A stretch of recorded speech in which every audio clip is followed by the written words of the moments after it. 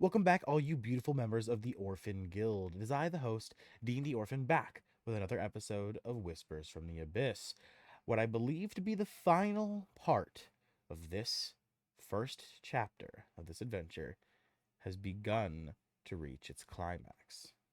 As last session, our group finally confronted the corrupt priest Maxi, revealing that one of his closest allies to be a disguised Mr. Tumnus, just barely managing to escape, having lost his arm and being very critically injured. His last words, as he was enveloped in shadows, pulled from the tavern by some dark magic, believed to be from the dark mage, was that he would return the pain in tenfold. With that, Tumnus was gone, leaving only Priest Maxi. After that, the party's mood would quickly die down, but Emmy would try to save it, quickly speaking to everyone, getting them all in the spirit of outrage and anger against this evil mage who has tyrannized and tortured their city. Doing so successfully, everyone left in a more battle-ready mood, every member of the city of Tristram ready for the events to come as the heroes embark for their last section of this chapter 1, finally reaching the monastery where the Dark Mage's general has been held up for so long. Before we get to that, however, we do still have to handle Priest Maxi himself. While he is bound in chains and unable to do anything, what his fate is to be decided is still to be decided. So, now let us introduce our players, our lovely adventurers, who will be deciding Priest Maxi's fate today. First, and our most amazing of elves, is the Atlan. Hey, Atlas playing Atlan, the Wood Elf Blood Moon Cleric. From there, we have the greatest of Godak. Yep, this is Clark, and I'm playing Wildfire Total Druid Godek. From there, we have the...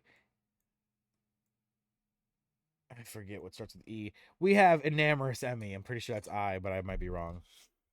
Hi, I'm Kareem. I play Emmy, the the high elf, Bard College of Glamour. From there, we have the vicious Vadagar. Hi, I'm Twisted. I play the Stone Sorcerer Dwarf, Vadagar. Last but certainly not least, we have the... Once again, I don't know anything for N. We have Nessa. Great Nessa. Howdy, I'm Zealot. I'm playing Nessa, the Battlemaster Human Fighter. Notorious Nessa. We have Notorious Nessa. There we go. Problem solved. With that, we cut to a scene of after everyone had left the tavern, going back to their respective locations. Some people going back to train, to shop, back to the temple, to bed, to rest, to the orphanage. Depending on who they were, they went to separate locations. That is, except for this core group of people. And, of course, the tavern keepers. Gilbert, the tavern bard. Gwyneth, Raven, Raya, Kaya, Grandma, Gertrude, and O'Bill, who are all tavern staff. And then we have the core individuals within this room, as Priest Maxi sits tied up and gagged on a chair next to Vadagar and Thaddeus. You are all discussing what is to be done about this heretic. Go ahead and roleplay it out for me. Now take it away.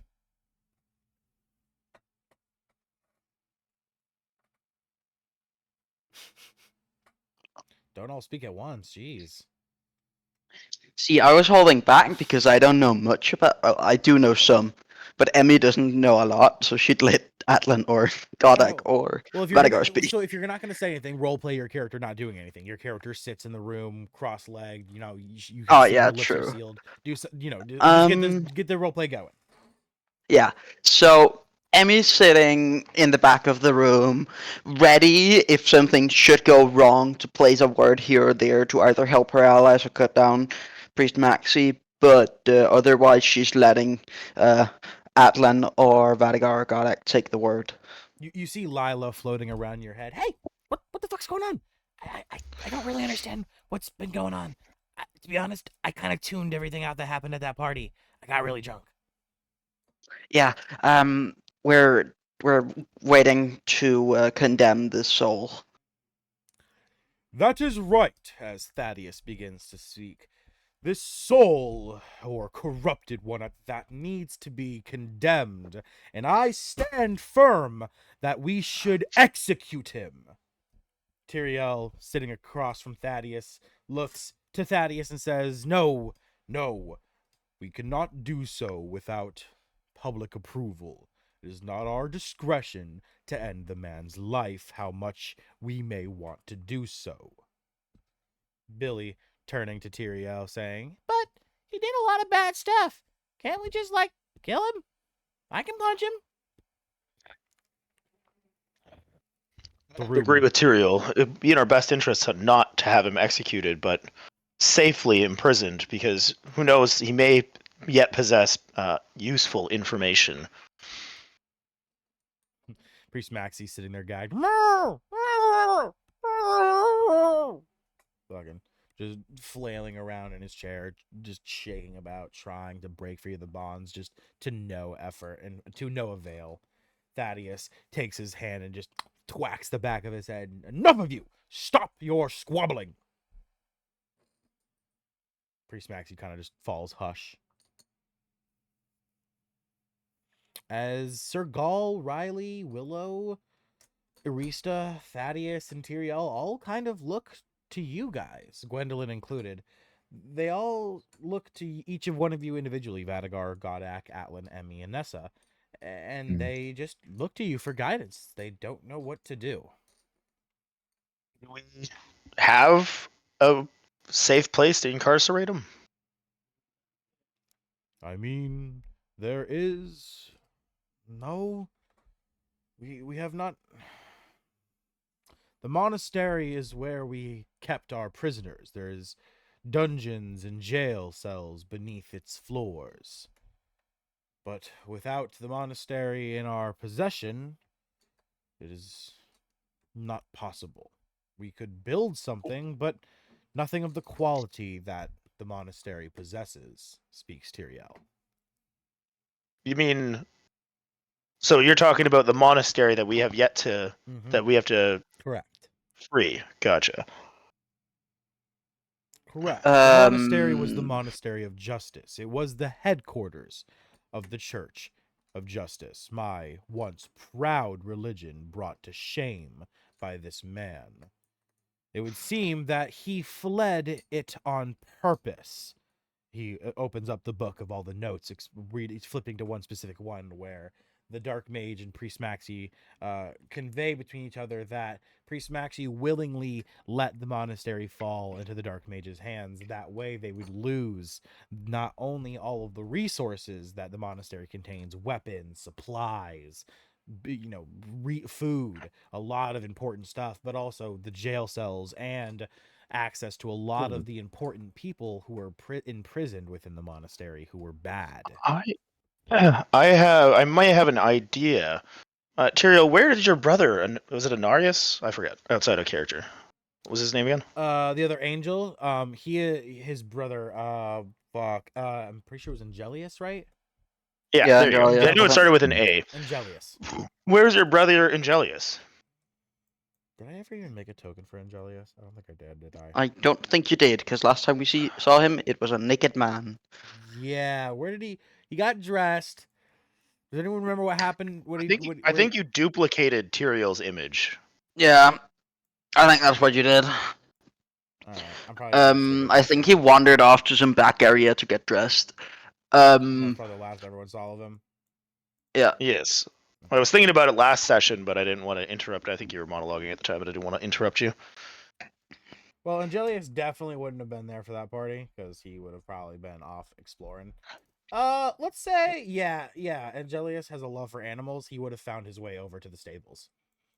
Okay. So yeah, Where is your brother Angelius? give me a moment. And he begins to tune into his mind, and he's like, I believe he is nearby. Yes, he's at the stables. He seems to have taken an interest in the beasts. Cut over to Angelius, just staring at Garothra and Sarkoth, who are like, they're like battle mating. They're like not mating, but like it's like a ritual to show dominance. Like they're clashing horns and everything. They're not like actually fighting, but it's just like a demon thing. Yeah. Cut back. Hold on. Father, send a message to Angelius asking him to meet us here.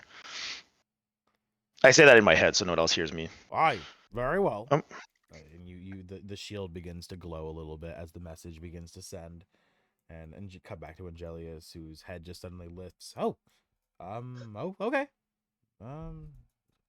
Did you say you want him to come? Yeah. Yeah. I have I'm on the way. questions for him. Yeah. And he quickly gets up. He leaves through the back exit and finds his way to the path that leads to the back entrance of the tavern.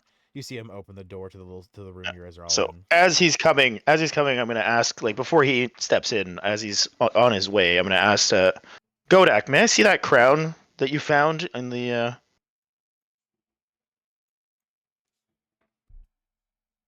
Yeah, go ahead.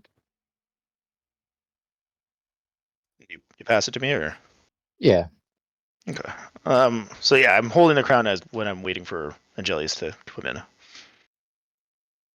And as the bookshelf door begins to open, the little secret door that is in the back, and Godak, your shell kind of gets smacked a little bit, but Angelius is like, "Oh, I'm very sorry. Please excuse me." And you kind of you kind of shuffle forward a little bit as he pushes his way past the door, and he kind of shuts the bookcase. And you move back into position, and he walks forward, and he's like, so who called me? I heard So a voice Angelius, I you're don't the. recognize."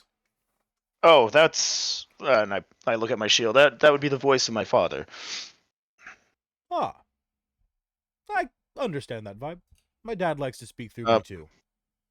I was gonna say, you're the one who originally created this crown. Am I right? Ah, correct. It is. Well, no, I did not create it myself. My father created it as a gift for me. My holy power was a little unstable. It helped to tune it. And just because I remember you saying that the wearer can shape and craft the location itself, right? Because this is what Aye. is actually creating the Outlaws' Refuge at the current time. Correct. Yes, indeed. Now, is the entryway always going to be static, or can we enter this area from anywhere, essentially? With the help of a high-level mage, there definitely could be a possibility of weaving a portal, a doorway with magic into it that exists within the realm of the crown, the Outlaw's Refuge currently, if you may. Definitely, I could see it happening, but it would require a very powerful mage, and you fucking just slowly turn your head over to Thaddeus, and Thaddeus is he's looking right at you with a big ass grin, and before you even have to ask, he's like, "Aye, son, I will do it for you."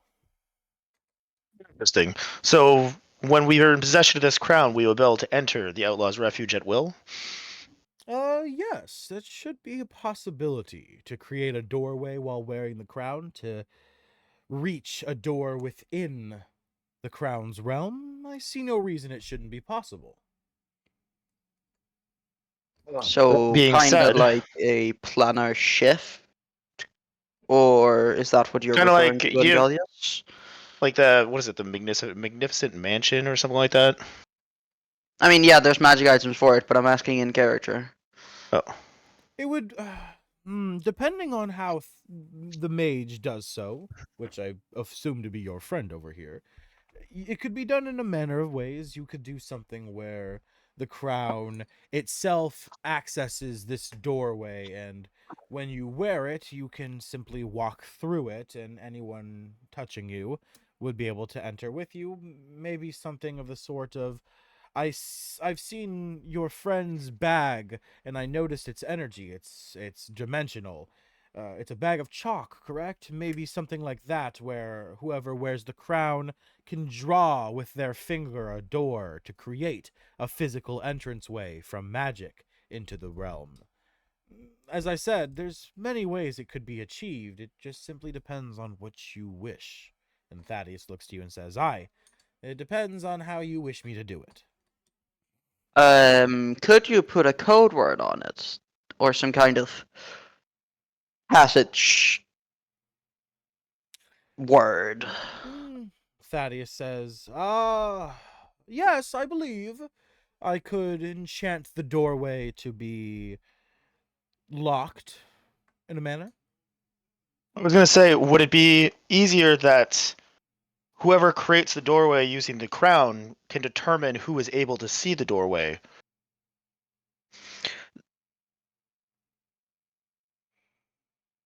That is a possibility, though I worry someone with strong enough magic may be able to break past your wishes for them not to see. A lock would most likely be better. Interesting, but also to have the door camouflaged would be a great aid regardless. Yes, oh, for sure. If you wish You to wouldn't want do. to exit it with being surrounded. Yes, of course. No, of course not. But if the door appears where we need it to, couldn't you exit where you need to? Given you know where the place is. Are you talking about as teleportation, essentially? No, as in when you are in this sub-realm, you could hide the door and it could reappear where you'd need it. Not necessarily having moved, but the door could magically disappear when you're not walking through it. But the door would then reappear in the same location as it disappeared? Yes, yes. Okay. Interesting. That is a pretty good idea as well. The doorway being created only temporarily, allowing us to enter the realm and then disappearing until we are ready to leave. And the code would prevent theft of the crown. Very well. If you wish it to be done, I can do so. And Thaddeus holds his hand out for the crown. And then I'll hand it to him. That being said, we could potentially use the crown to just create a prison there ourselves, just through the power of the crown, where we can keep Priest Maxi in this other dimension, and able to question him if we so need in the future. Badagar, as you say that, you kind of begin to think about your fight and the Outlaws' Refuge and everything.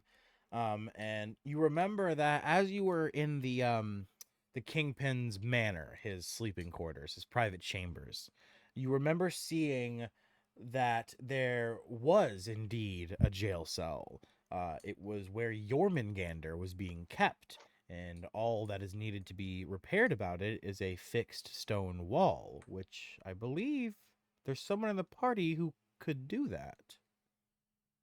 Yeah, so we're looking at the Outlaws' Refuge.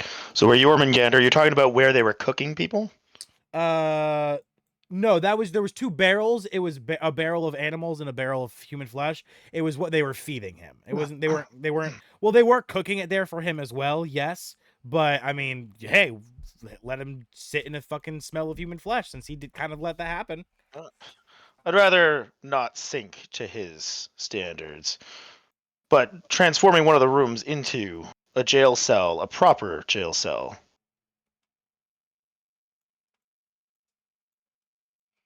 Thaddeus says, "Well, if you wish." He offers back the crown to you for a second. So then, does anyone? I'm looking specifically at the group, the group of heroes: Atlan, Godak, Emmy, and Nessa. Does anyone disagree with that? Is everyone in agreement? of making a cell or a cell block. Specifically for Maxi in the realm of the Outlaws Refuge. No, I find it a Yes. great idea. It I think also it's makes perfectly questioning him later on in our adventures Yes. easier. And that way, if we do have other people we need to imprison, Yes. Yeah. I find it a great idea. okay. So I'll put the crown on, and that's what I will do is imagine in that area, the chamber area, for the time being, creating a jail cell there. I'm sure that we'll, in the future, potentially reshape this thing. But I feel like that's something that the whole group, like out of character, the whole group would have to decide on together. And since we're nearing the temporary end of this, I don't think we should bother with it at this point. Okay. Hold up. Wait a minute. Why does it have to be called that? Why did he name that file that? Anyone who saw It's that called file, what? Oh, Xerix named the because he's my editor for my Pixelmon videos, and I created the folder Pixelmon vids, of course, and then the one Yeah. because he can't add videos to this file for this folder for some reason, even though he's an editor in it. He made a folder to send me the edited videos back in, and of course he named it Orphan's Sex House. Of course. That's hilarious, though. Yeah. Fucking of course. I mean, Well, it's you're kind doing of that. funny. Yo, what is the stat block out on the left, out on the right side here? Why is there just a bone Leviathan stat block? What? Oh, because that was when I was looking at the Bone Leviathan stat block. It's a creature that the group has already killed, so it can be out. Doesn't matter. Necro, yeah, the Necro Drake. Yeah. So while you look at, I will ask Tyrael, Tyrael and Sir Gaul, what is going to become of the church? Who is going to take over? 1 second.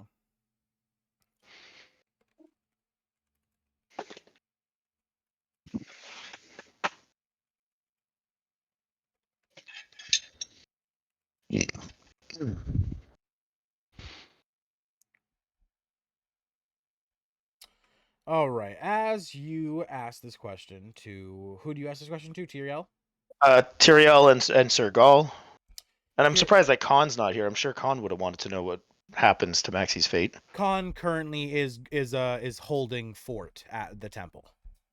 He had someone had to do that, and him and Priest Coxie are currently holding things down, along with the elven lady who you have never asked for her name. So you ask Tyrael and Sir Gaul this question, and they look to each other and they say, Tyrael speaks first, saying, "To be honest, I do not think I am fit to lead it any longer. When Priest Maxi took it from me, I believe I still was fit, but I have allowed myself to fall to a degree. You have all seen it. My mental state is not what it used to be, and my holy power has damn near gone extinct."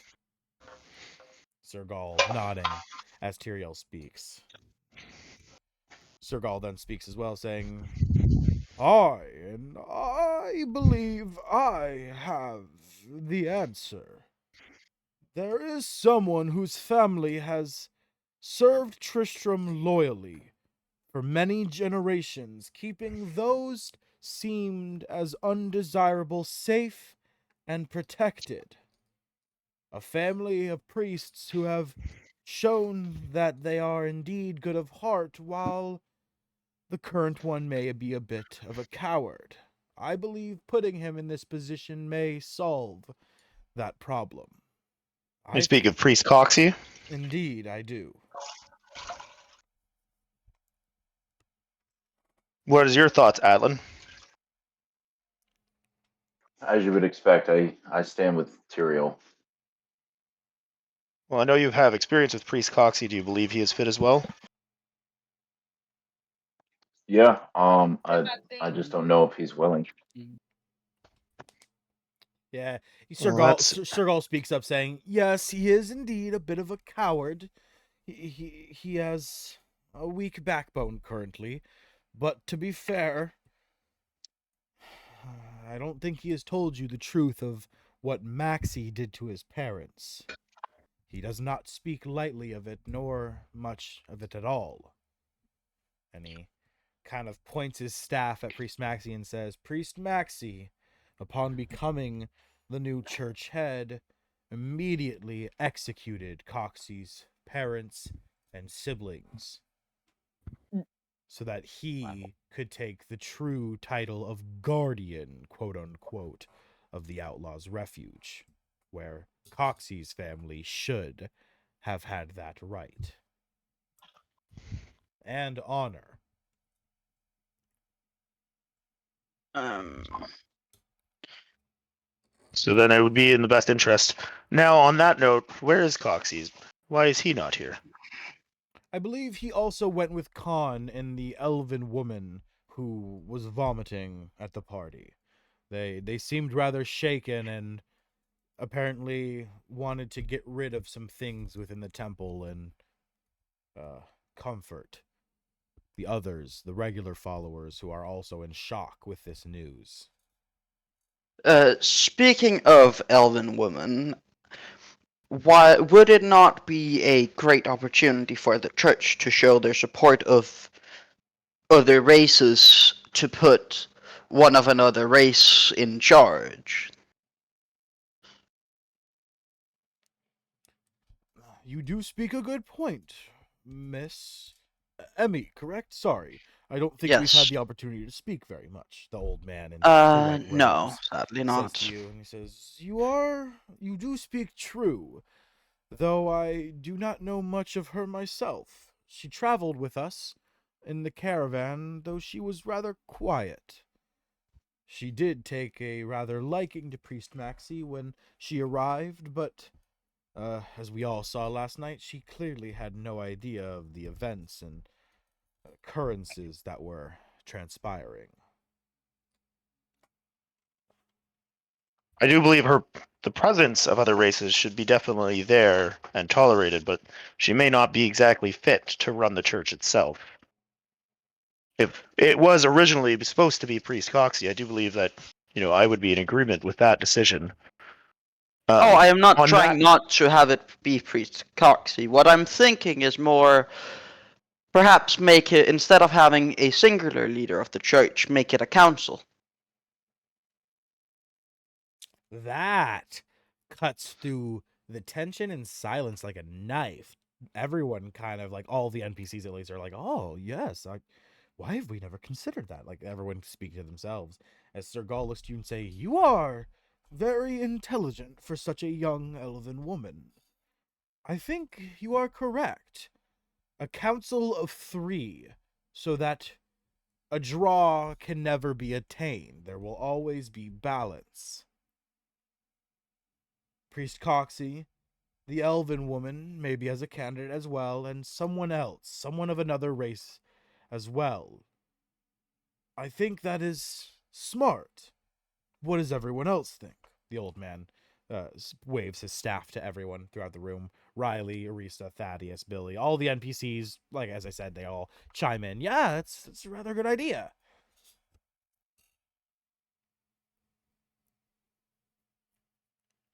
Alan would on say further note, he approves of a council over a single individual.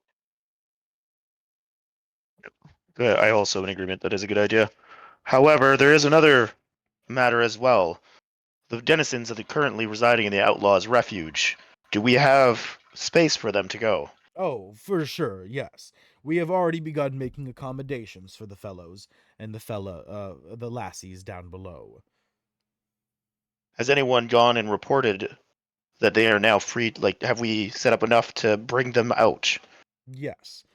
We must, however, hold a meeting with the people of Tristram. I will allow the next head or council of the church to handle that and inform everyone that there will be new people and that they are to be welcomed and not shunned as the ways of the past once said.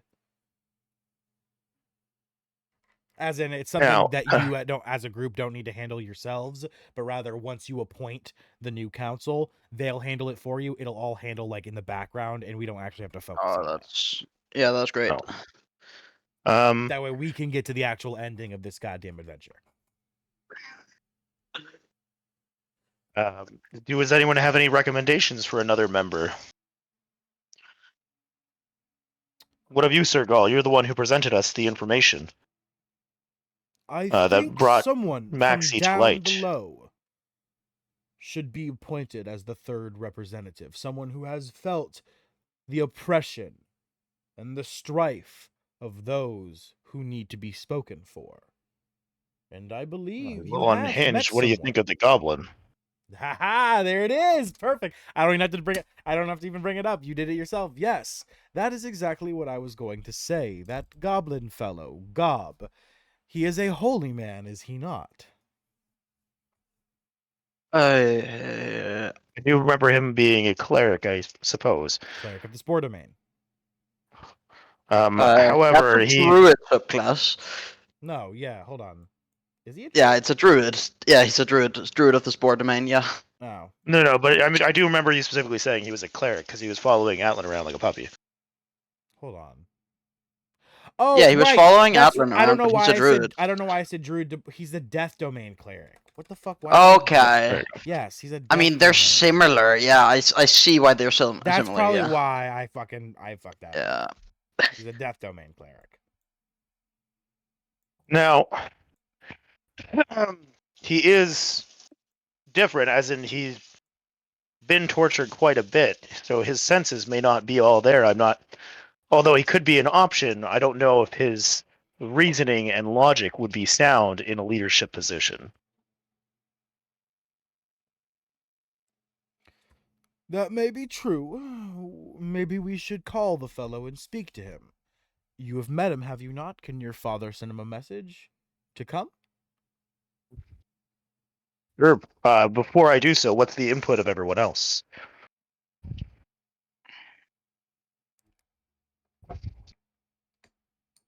I mean, I concur. Let's Godak is just kind of sitting in the corner, kind of like Munching on some leaves. kind of just watching all the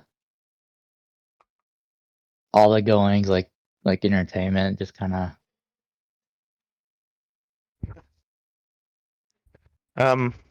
Very well. So Like I'll in send a- Gob a message. Okay. We cut to the outlaw's refuge, where a little goblin sits upon a table, selling and buying knickknacks. The little goblin suddenly his ears little flickers, little perk up as he like turns his head. He's like, "Oh, calls for Misa? Oh, okay." And then you see him quickly. He puts a closed sign on the table, but the sign doesn't say closed. It says just letters. It's not even a word. He thinks it says closed because he doesn't know common, or at least doesn't know how to write in common. And he then quickly scampers down. You see him dash into the shadow in the obviously none of you see this, but for the roleplay for this video and everything, the players, not the players, but the viewers see him dash into the shadows, finding a big rock, about not big, but about the same size of him. And he begins to roll the rock out of the way, revealing a little tunnel in the outlaw's refuge as he begins to scamper into it, disappearing into the darkness. And then a few seconds later, we hold on. How do I do this again? Oh god, I fucking hate this. That's how I do it. Yeah, okay. You see him scampering out of a hole in this back passageway where we just saw Angelius enter from before, as a little rock is pushed out of the way, and he comes peeking his head out into the snow, and he says, "Oh, hasn't been outside in a while. This is fun." And he scampers out, and he comes scampering over, following the footsteps of Angelius leading to the doorway. And then everyone from where Angelius came, the bookshelf that opens, revealing it's a secret door, you hear hellos? Hellos? Greetings, Gob. Please come in and have a seat. Door's too heavy. Can't push it. Godak, could you lend him a hand? No boom. So yeah, you see the big turtle grab the bookshelf and begin to pull it out as he kind of pushes himself back, and Gob comes scampering out of the book of the quick entranceway as it closes back up. The cold air quickly being sealed back off as the warmth envelops the room once again. You see Gob scamper up onto the table, looking around at everyone, saying, "Oh, hellos, hellos!" And you see Priest Maxi, and then he says, "Oh, you did it! You did it!"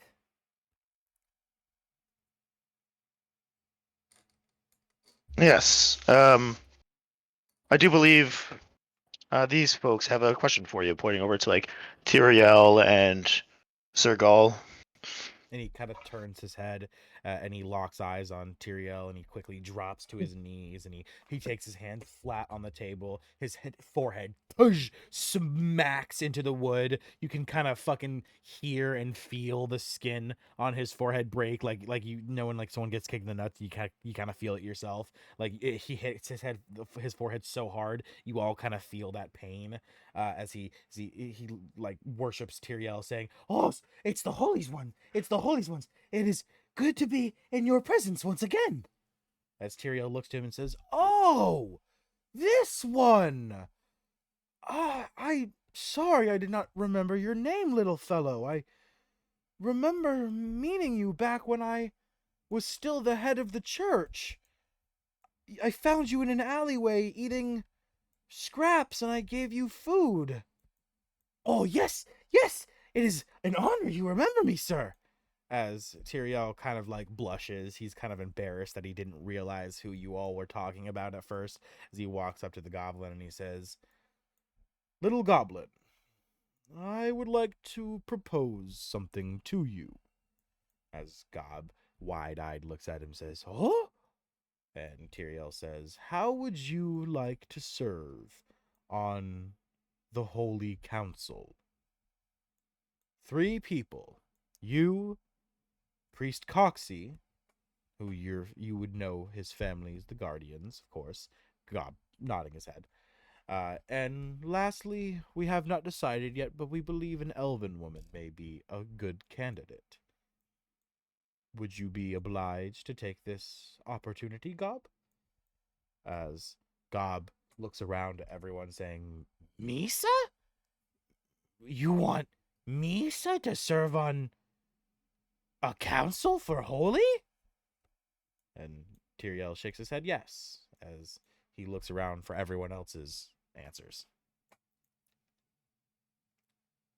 We believe it wise to diversify the races on the council to prevent situations such as the one we stood with Priest Maxi.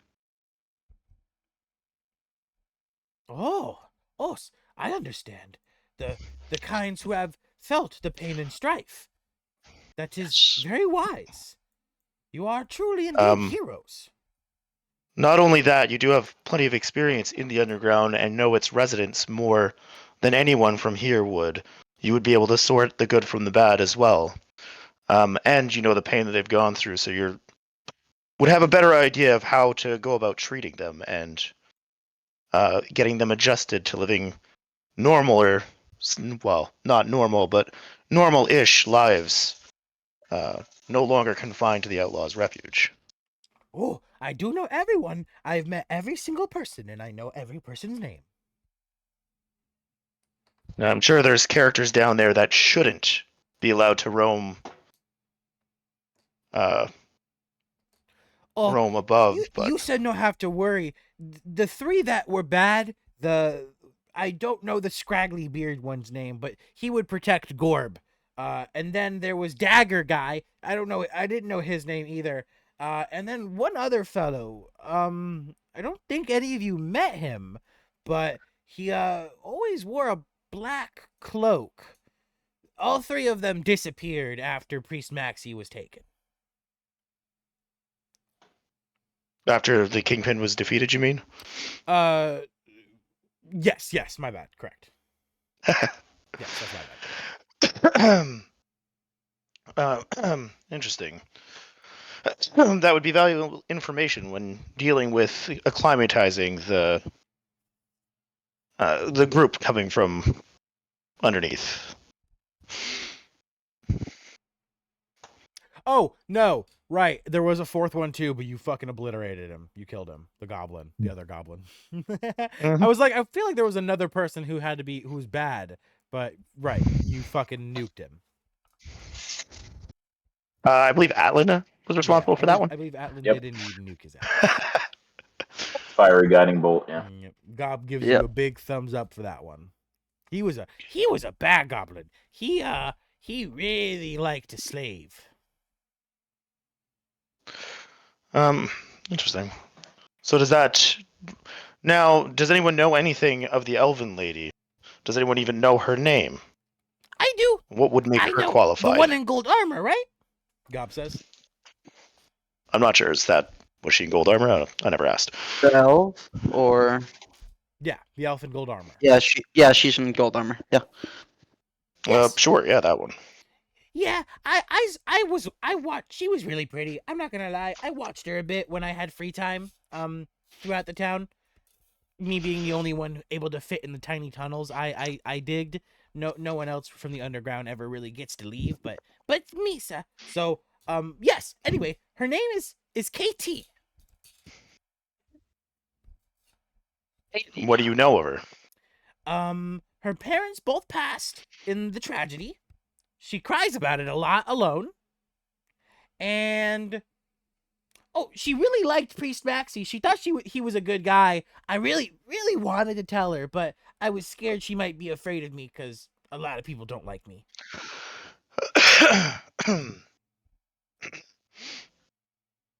Very well. So, do you believe she would be a good fit then for this role? I've only ever seen her giving people free food, being really nice, stopping fights, helping to settle arguments. I'm not sure. Would she be good? Sounds like qualities of a good leader. Say, Gob, you do realize taking on a leadership role like this means that you would have to figure out those decisions on your own. Oh. You have to decide that. Oh, yes. I already has to do such things down in the Outlaws' Refuge. So what do you believe? Does that make a person a good leader? I thought a leader was someone who beat and starved people. Am I wrong? Yes, the leaders do not necessarily beat and starve people. Leaders take the front role and guide them wherever they need to go. Oh! Vadagar's face palming at this point. Like Tyrael. Oh! I thought those were just gods.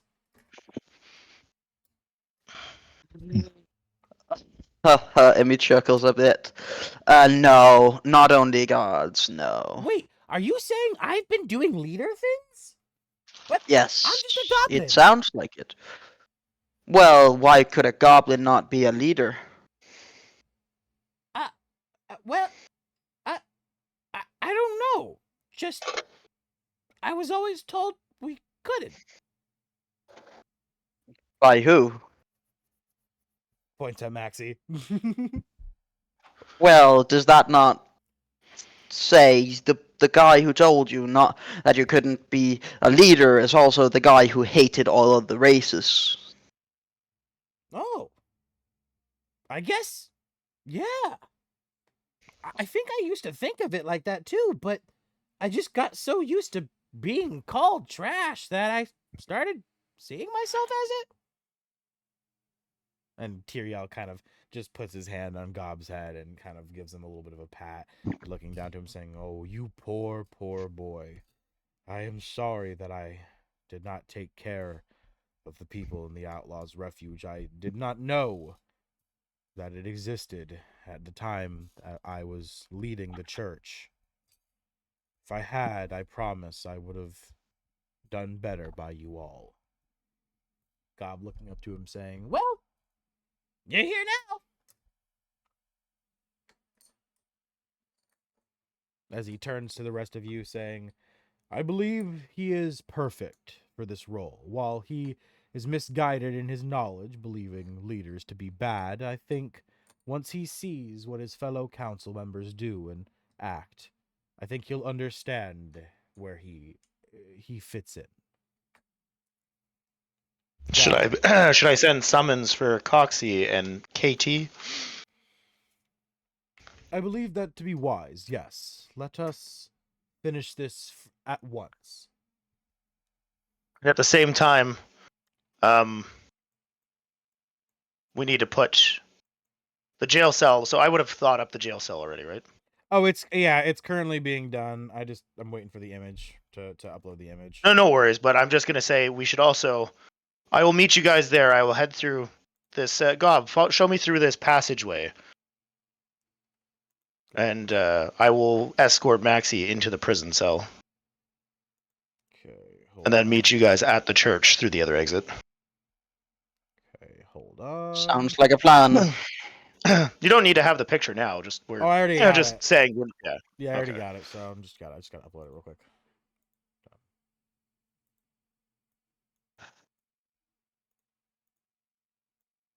Atlan, would you, or Atlan, Riley, would you be able to accompany with me as well, just for added security? Yo, I love the Sure new thing. image. That's a great image. And then I know Gob said things were. What the fuck is? Go. That's cool. I know. Oh, you completely changed the other room. Yeah, as you made that command, the whole king's chambers just began to dissipate, and this new jail cell room was formed. Okay. Gob, can you show us the path? I know you said it was you were the only one who could fit. But I'll use my magic as I go to widen the tunnels so the rest of us can fit. Perfect. Okay. He says, "Oh, of course," and he And then leads you I, over to the staircase. before I leave too, I hand the crown back to Thaddeus so he can continue doing his doorway thing. All right. And with that, Thaddeus will go back to his magic shop. Sir Gall will head back to the wait. Where are we? Where are we? Because I So- thought you called KT and Coxie, didn't you? No, well, I thought we were going to meet them at the church, Okay. or I thought they were coming here. Yeah. okay. Well, then you messaged while they're me. walking here, we will escort Maxie into the prison cell, and then we'll come back here. Okay. All right. So Sir Gall will then wait out here for them to arrive. Tyriel will also come out here to wait for them to arrive, as will all the other NPCs and Garbo.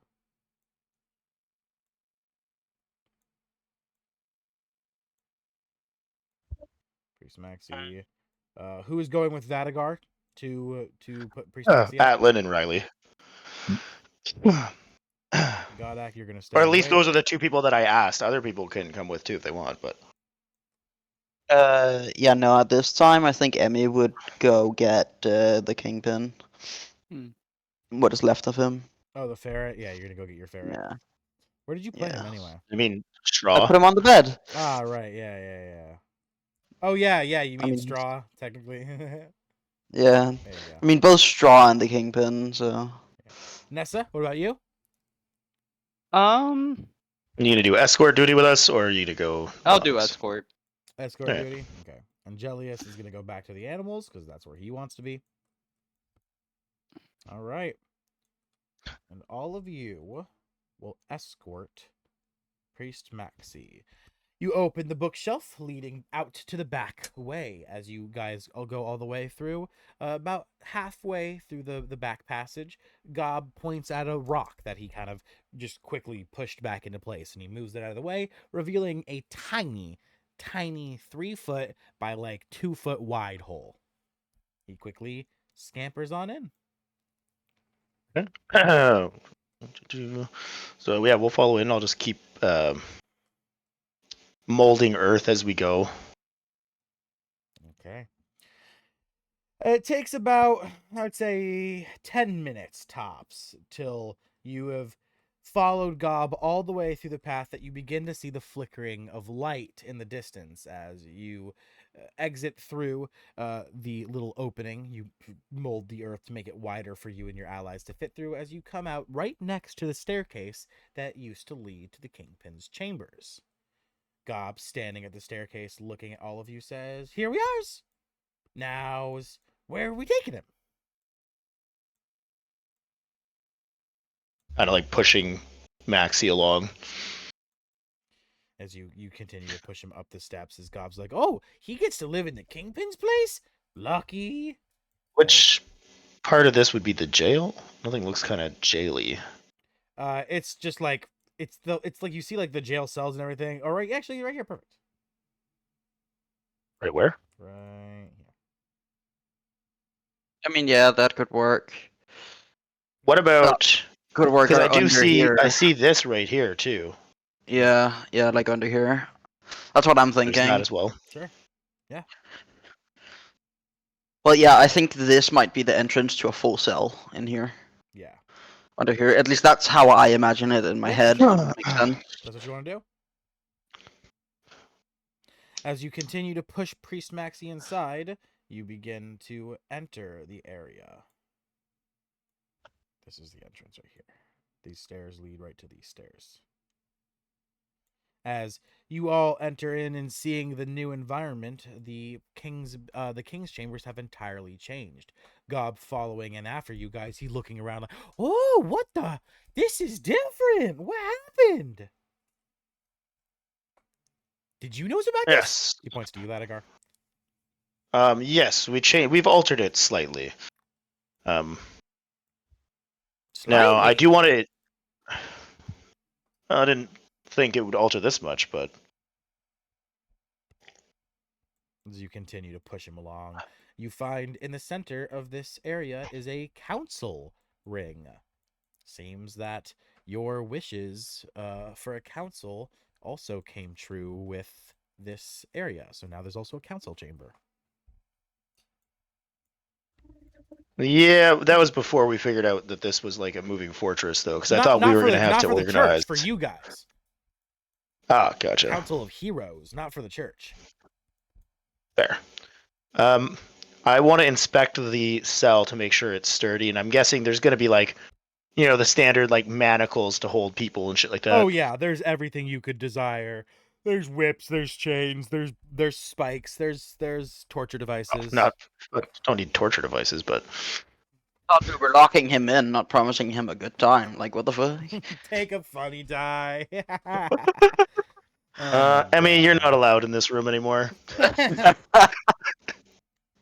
Emmy isn't there. What do you mean? Oh, that's right. Right. So you go inside, you find that not only are the bars magically enchanted to be stronger, the floor, the ceiling, everything about the cell, it's all enchanted.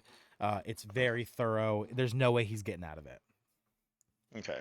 So we'll obviously chain him up, and then I'll be able to take back the band of binding. I'll leave the incapacitated on him regardless, and I'm just going to put him there. Actually, I'll put him here. There we go. Now, this is Brood's iron bands of binding, right? So Yes. There's something different about it? Yeah, they hog tie him. He's been hog tied this whole time. You've been carrying his ass. Okay, so that's the only difference. Oh yeah, it was a humiliating position is what he did. He made it where it hog tied him to make it even more embarrassing. Gotcha.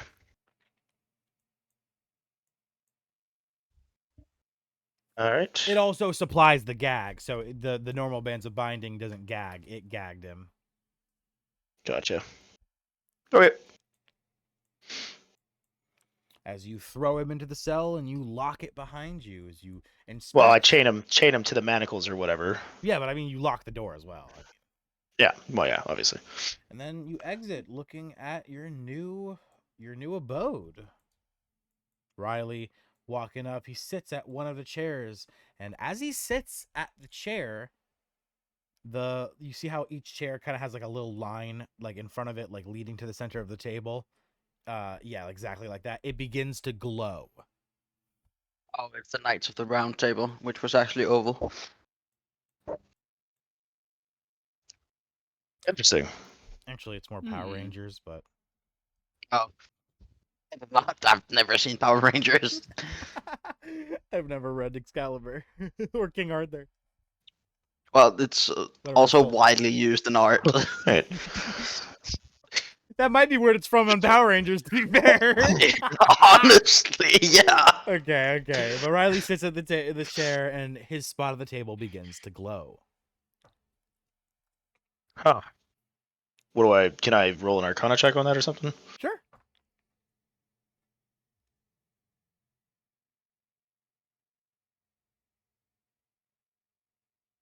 It's 18. You instantly get the feeling that the magic is incomplete. And that's about all you really recognize. I believe that would be a question for a different time when we're all here. Indeed. As Riley looks at the glowing lake, he's like, "Ooh, fancy!" And he kind of pushes the chair out, and he stands up, and the light deactivates, and he sits back down, and activates again, stands back up, sits back down, stands. Hey, look at this, guys! I can make a light show party. It's something that you're good at. All right, let's all carry on and go back to address this council thing. All right. As everyone continues to follow you guys back out. Nessa, do you do anything while we're here? No. No. Okay. You guys all make your way outside of the the prison chambers that attaches to this the outlaws' refuge, and the quickest way back to the church, rather than even taking the tunnel, or no, you're going Well, not back. the church, Right. the tavern. Right, because you called him there. So yeah, you just go back to the tunnels, and I'll just grab everyone. You follow God back to his little tunnels. He looking at his tunnel now, all big and wide. He's like, "Oh, a lot of people could fit in this now." Reminds me of my People could fit ex. in this van. Oh, Oh my god, it has to be a giantess now. It has to. Gob's ex.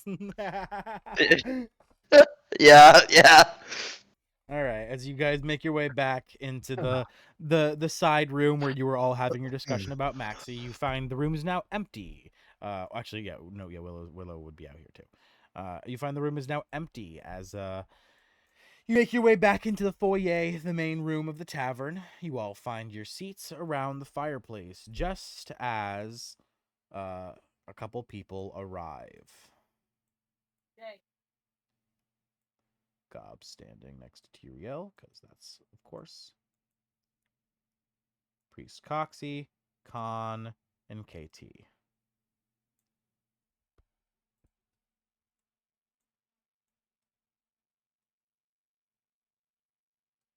As Khan, Priest Coxie, and KT walk into the tavern, they look to all of you and say, KT speaks first, saying, "Oh, hello. It is my first time meeting all of you. Well, properly at least. Last night was not the best, of shows." As Priest Coxie comes walking in behind. "Yeah, that shit was fucking insane, huh?" And Khan finally comes in, just gruff voice, doesn't say much of anything, just kind of just grunts, as they all try to find a little spot to stand or sit. Priest Coxie grabbing a chair, kind of pulling it up next to Godak and Riley. KT walking over next to Sir Gall and sitting down on the little bench that he has next to him. And Khan coming over next to you, Vadagar, and just standing next to you. Oh, good day. Welcome back. "So, why did you call all of us here?" KT says. Coxie looking at you like, "Yeah, what's the deal, bub?" Now first, if you don't mind, just so that we can all... Well, we're thinking of making a decision to create a council to head the church and the relocations of the people from the Outlaws' Refuge. Now, if you don't all mind, maybe submitting to this so that we can all speak honestly, and I'll have Zone of Truth recreated. Okay. Let me drop that effect down. Now, if anyone tries to resist it, we would know. So they would have to make a saving throw. Yeah. But if they don't want to resist it, then I doubt they'll have to make a saving throw. Yeah. All right, as you throw your Zone of Truth to the fire's embers igniting with magic, spreading throughout the room, as the entire room is filled with the Zone of Truth. Did anyone try to resist it? Nope. Okay, excellent. So Riley will confirm that. And then good. So we can all speak plainly now and know that all the words we speak are true. Yeah, you hear outside the door of the little brewer's room where Mortem and Godric chill and they make their alcohol. You hear from outside. You hear the two of them suddenly becoming very honest as Godric says, "I can't sleep at night because I don't like the size of my penis." Me too. I think it's tiny. As they look at each other like, "What did we just say? The truth." As they just begin to cackle and laugh with how drunk they are. And the thing is, the zone of truth doesn't even expend that far. They're just that wasted. Yeah. Pretty much. Yeah. as you all kind of just roll your eyes, continuing your conversation. um, should I? So, Priest Coxie, Katie, and Gob. Gob assures us, Katie, that you are a good person as well. So, Who uh, who did what now? As she kind of looks around and then she finally sees the little goblin. Oh, hello, little fellow. I've I'm sorry, but I've never met him before. How does he know me? As Gob blushes violently, like for the first time ever, his skin kind of doesn't look green. It kind of looks a little like pinkish, like fleshy colored, like human flesh, because he's just blushing so hard. well, he was contracted to the Kingpin to do his bidding for quite some time, giving him access to the town. So he's from the shadows, seen many of us. Oh yes, yes, exactly, exactly what Vanagar said. Looking down at the ground, as KT's like, Um, oh, of course, that makes much sense. Well, thank you for speaking now, so kind of me, little fellow. now we want to set, in order to prevent Maxie's folly. Instead of placing one person in power in the church, we would like to create a council consisting of Priest Coxie, you, Katie, and Gob.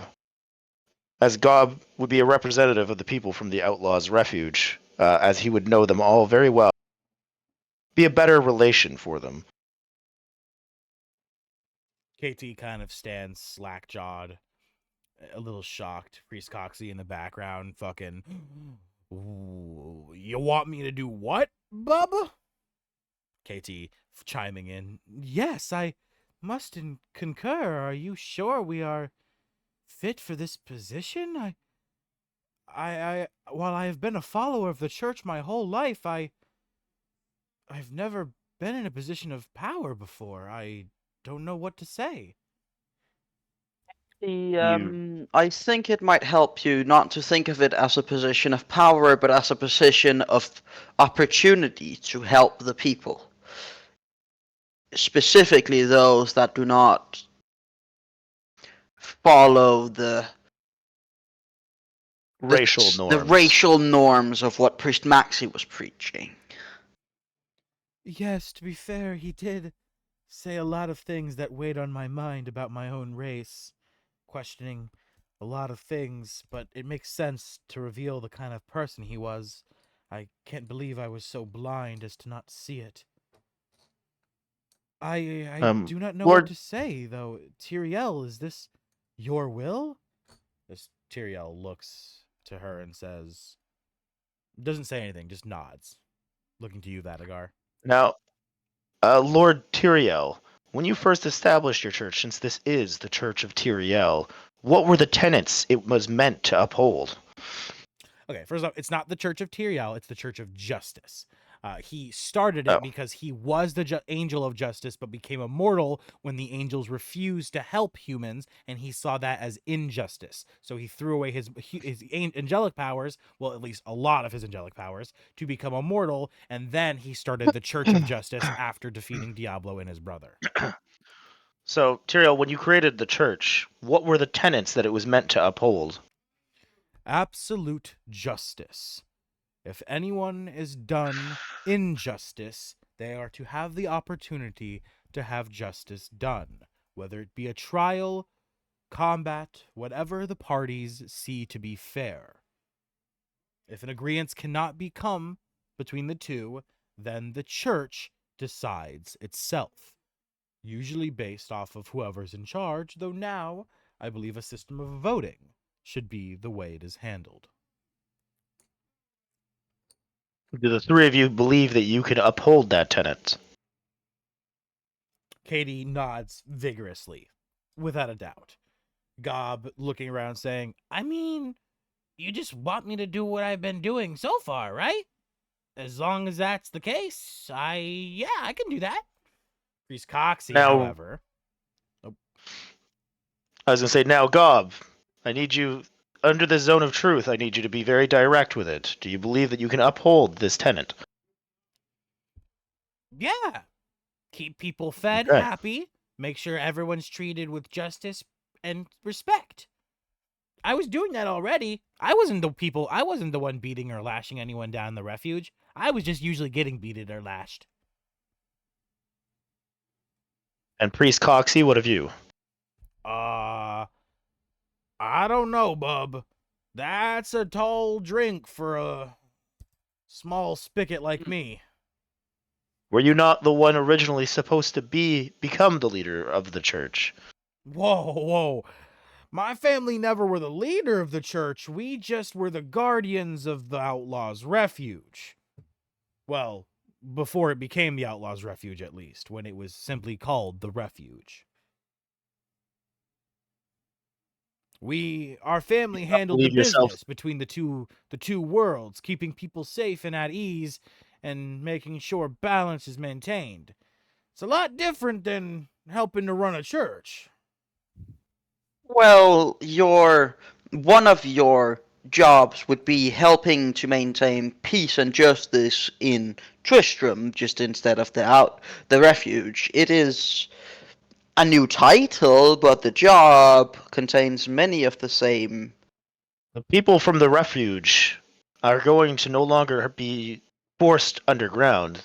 Accommodations are being made for them all to integrate into Tristram itself.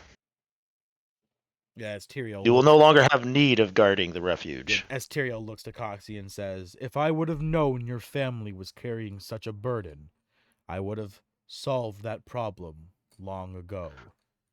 It is only because your family kept it such a tight-knit secret that I was unable to help, though it may have been for the best, because even I myself at one point in time may have been subject to the misguided ideas of race.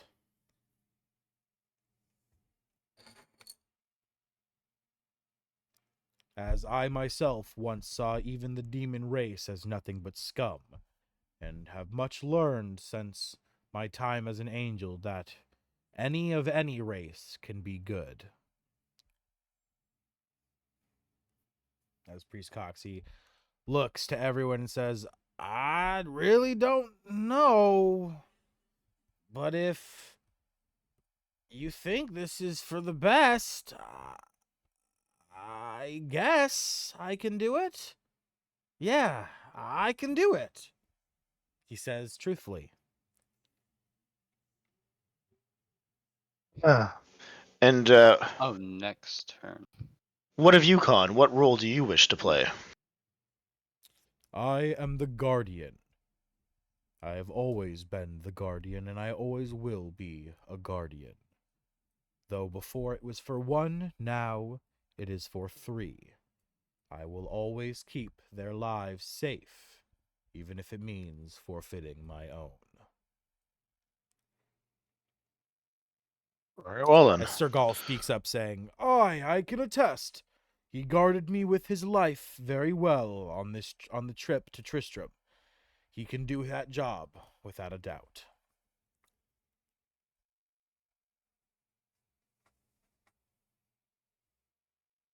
Then is it decided? It is decided. It is decided. It is decided. As everyone begins to chime in the same way. It is decided. It is decided. As the three of them step forward to the fire. As Tyrael also steps forward, stepping into the fire. directly into the center of the flames. You see the metal of his armor begin to heat rapidly, burning as his gauntlet, his hand begins to do the same, engulfing in a red color. As his holy symbol in his palm begins to burn brighter and brighter, KT, Priest Coxie, and Gob each reach their hand out, placing their own palms upon the red-hot steel, brandishing them with Tyriel's mark.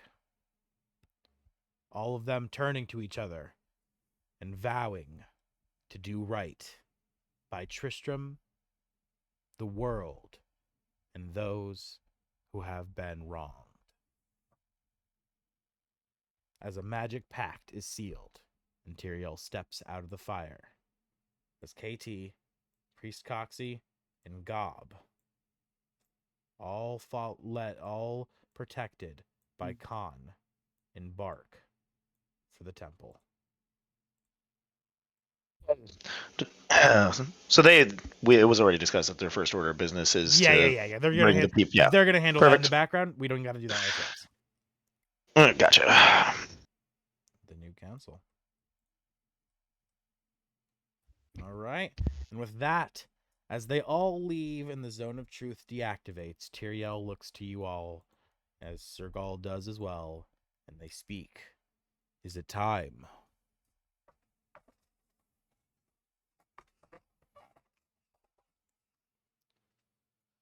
Time for. Come on, the monastery. There was one other thing that I forgot. I was gonna mention it earlier, but all of this, there's something I'm forgetting, and I know it. If you would all like Propose- downtime, this will be the time for it now, before we actually embark for the monastery. However, if you guys would like to forego downtime to just get right into it, do be aware, obviously, that while at the monastery, you will not have downtime. So this is your last opportunity of downtime before the end of Act 1. Essentially, this is that moment in the video game when it tells you when you try to start a mission, are you sure you want to start this mission? You will experience game-ending content and will not be able to go back. I propose before we embark for anywhere else, we take a day of rest to gather all our abilities and make sure we are better prepared for what is to come, no matter what it may be. I agree. Okay. Vadagar, Godek, and Atlan? Yep. Yeah. Okay. Yeah, a long rest as well. I guess I won't. With that, as you all already were seeing the sun setting, it's probably about pitch black out by now. You all make your way for your No, private not again. quarters. You all make your way for your private quarters. Each of you finding your rooms and laying down to rest.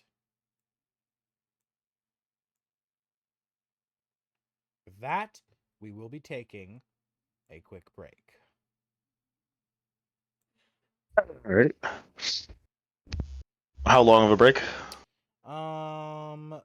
Let's do 14 minutes. So 4:40.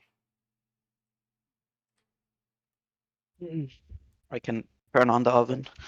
I will go walk my dog. All right. Would you have given Riley one of his own private bedrooms by now? Didn't you say he had? Wasn't like Right, Mark's woman James his wife? Didn't you yes, say he had his own? Yes, him and Mark. They're not married, but they're roommates. They live together. Okay. Yeah, Because I remember it was like Straw had his own place. I think Arista was one of the only ones that didn't have her own place. Yes, I guess. Yeah, so I guess Willow's the only one who needs a bedroom, so they're gonna take that last available bedroom. Yeah, I think that Willow did have a bedroom. Yeah. Yeah, I think so. Yeah, it's probably Willow's. Okay, perfect. With that, Yeah, Willow got a little subplot room thing. revealing that Willow is actually a woman. Huh. Yep. When their mask came off in the fight against against the Kingpin, you guys all saw that they had a female face. Yep. Great. All right, and with that, we will taking a quick break, and we will be back. I will see all you adventurers pretty soon. All right.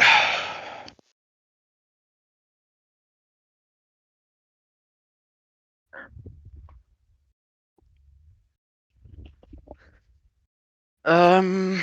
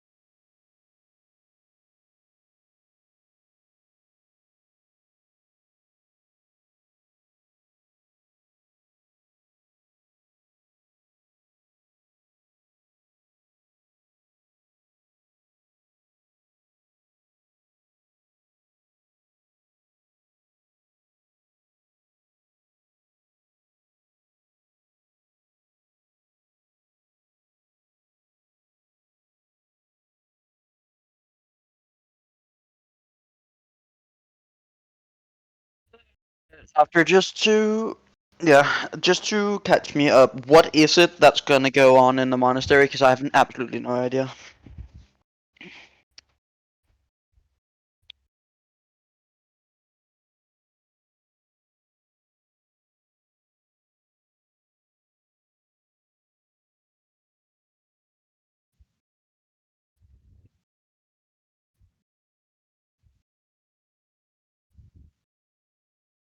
Okay.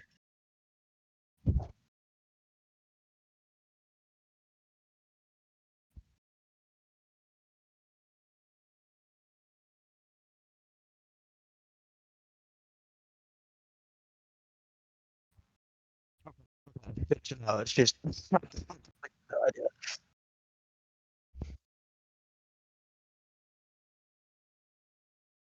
Oh,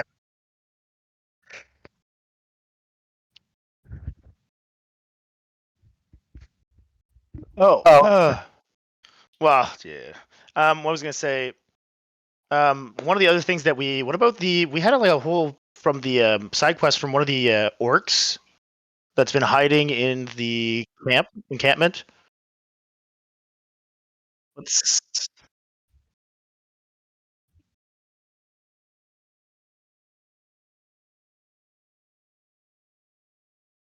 do we need to go and inform him that he's free now, or?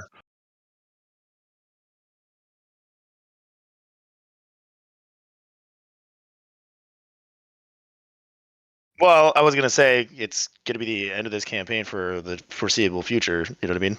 It's-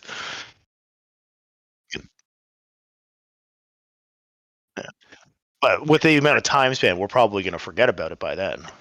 we will have played a whole Curse of Strahd at that point. Like, So, oh,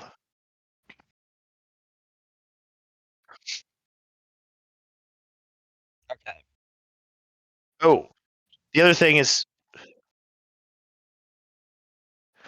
there's another thing too is find the child of Garathra and acquire a quill must be left alive in order to free her children. In order to free her children, there's that we needed to do as well.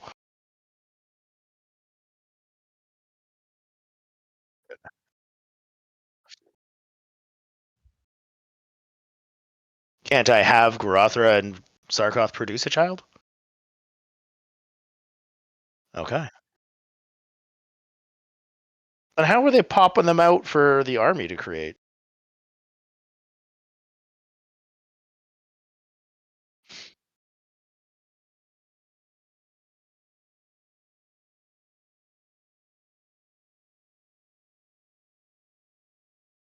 Okay, so her gestation period is still the same as a regular human. It's not like not the same as a horse or anything like that, or like a dog.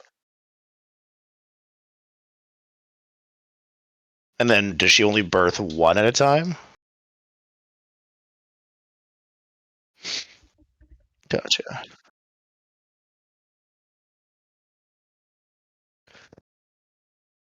Can find a table somewhere with the compatibility of every single D&D race. I don't think you having to roll for demons is weird. I have that.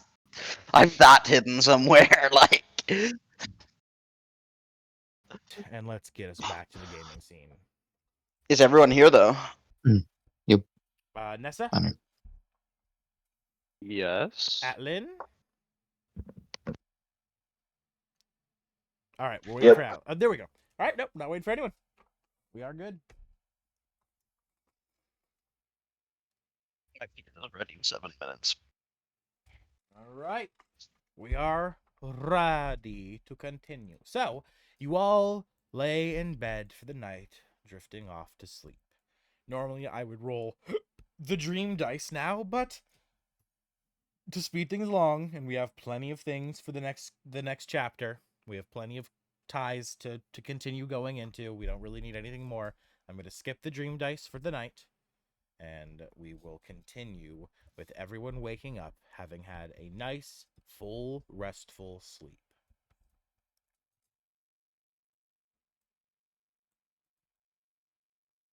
As you all awake to the light of the sun flickering through your blinds, bathing you in warmth, slowly rising you from your slumber,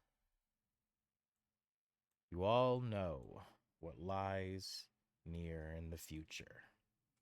And it is time to prepare and grow the last little bit you can before embarking towards the monastery. Everyone has 1 day of downtime, 4 rolls to make. Who is going first?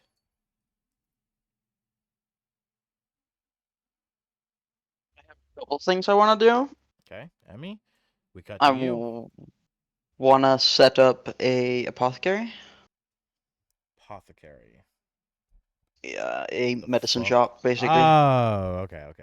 Yeah, Now that it's a Maxie's pharmacy. gone, Yeah, now science that is Maxie's allowed. gone, I can do it. Science is allowed. Woo! Yeah, so I'd like to set that up. Is that 1 slot, or how many slots would that be? It's gonna be 1 slot to get the building made. You're gonna need 1 slot to get the materials for the shop, of course, not for like building it, but like what you need to run the shop. And then if you want to hire any staff, that's a slot as well. So we're looking at 3 so far. 3 slots, and then the 4th slot I'd use to. I would like to use to try to investigate my staff. Talk with my staff. Okay, perfect. Okay. So you rise early in the morning, waking Lila from in her little pixie nest next to you, which I imagine is just like a bird's nest but made of like candy and flowers and nice things. And she slowly rises as she opens her eyes. Her wings begin to flap, and she looks at you and she says, "Ah, what's on the docket today?" Well, we have a couple things to do.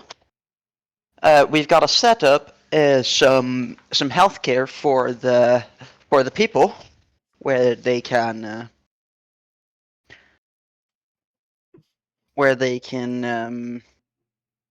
what's it called? Where they can get medicine, so they Lila can heal by non-magical means. Lila rubs her palms together. Oh, we're setting up an insurance scam. Hell yeah. And no, it is not a scam, sadly, Lila. Aw. It will be a legitimate business for the people of Tristram. Right. Wink, wink. Lila, there is no deception here. Your very chaotic fairy is sad. Pixie, Pixie, right. As you rise and you get up for the day, the kingpin waking from his little foot spot at your feet as he comes up and he gets onto your shoulder and nestles into your hair as you're all ready for the day. So the first things first is you need to head to the Amish. Yeah. Where are they? It's just a building. I never actually got a picture for the Amish. It's this one right here. Hold on. Right here. No, that's not the pointer. Right here. This one. Yeah. Wasn't that the one I just cleared? No, that was this one. Yeah, Nope, wait, it was this one. No, the one you cleared out was down here. Oh, was it? Yeah, this was You the sure? one. Yeah, it was right next to the magic shop. Oh yeah, true. So I knock on the door. You knock at the door, and instantly the door is opened up by a man with a very thick, bushy beard, top hat, really fucking strange hair. He's like got a weird U, like bald spot where it kind of comes off the back of his head, but the top of his head and the front of his forehead has no hair. And he Yeah. looks to you and he says, "How can I help you today?" Hello, I need a building built. Oh, you need a building built, yes? Yes, I need a building built that is suitable for a house of medicine, of the non-magical kind. Non-magical medicine? I don't know what you speak of, but come inside if you need a building. Me and my brothers can build it for you. As you go inside the building and you look around to see 40 or 50 dudes who are copy and paste identical to the guy who greeted you at the door. All of them in perfect synchronicity and unison, raising their hands saying, "Hiya, it like echoes and reverberates through the whole room. Lila kind of has to cover her ears and like she cringes and grits her teeth. It's like, oh my god, there's something, huh? Lila? Were I not a bard accustomed to the hearing overload, I would probably have succumbed. As the one who greeted you gestures you over to the table, where he's Which sitting. one? The one who greeted you specifically. At the door. At the door, yes, the one who greeted you at the door specifically. You see him. He leads you to like a table that has 2 chairs sitting in front of it, 1 chair sitting behind of it. So, okay, to set the scene for this room, right? There is 1 table in this room. The table that he is leading you to. It is the Yeah. center of the room. At both left and right walls of the room, along with the very back wall, there is a bench, a long bench that goes all the way around in the shape of a U. Yeah. All of these other men are just sitting in a line on this bench, just surrounding you like a goddamn gladiators arena or something. And you sit down at one of the 2 chairs that are on the opposite side of the desk of where he's sitting, where he goes and sits, and he grabs some paper and he stacks it together and he plops it down. And he says, okay, so what size of the building do you want? It should be a bit bigger than a house. Think of it as a shop. So not the size of the orphanage. Maybe a bit bigger than this house. Okay. Well, we do have a few open buildings around that could be renovated if you would like the cheaper route, or we could do the more expensive one and we could build a new building.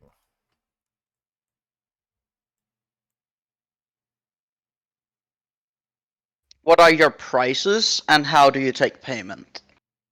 We take a gold, and it's just simple as handing it over once we're done. Do you do payment plans? The brother kind of gives you a scowl, and he says, I'm a sorry, but no, we do not. We have been done a dirty by a satyr before. It's a satyr and I'm a hero of Tristram. There's a bit of difference there, no? Not when the satyr was a hero of Tristram. He is referencing Mr. Tumnus. Yeah, I figured. You're speaking of Tumnus. I see. That is definitely an issue. I have a cloak that I could part with, if you would accept that as payment. Of what a rarity is the cloak? It is a rare cloak, so it would be worth around 500. Yeah, 500 gold. Yeah. We do have a deal with Thaddeus that he takes items off our hands for fair price. 500 gold is not quite enough for a whole building if you need a new one, but if you just need a building renovated, I guess that would do.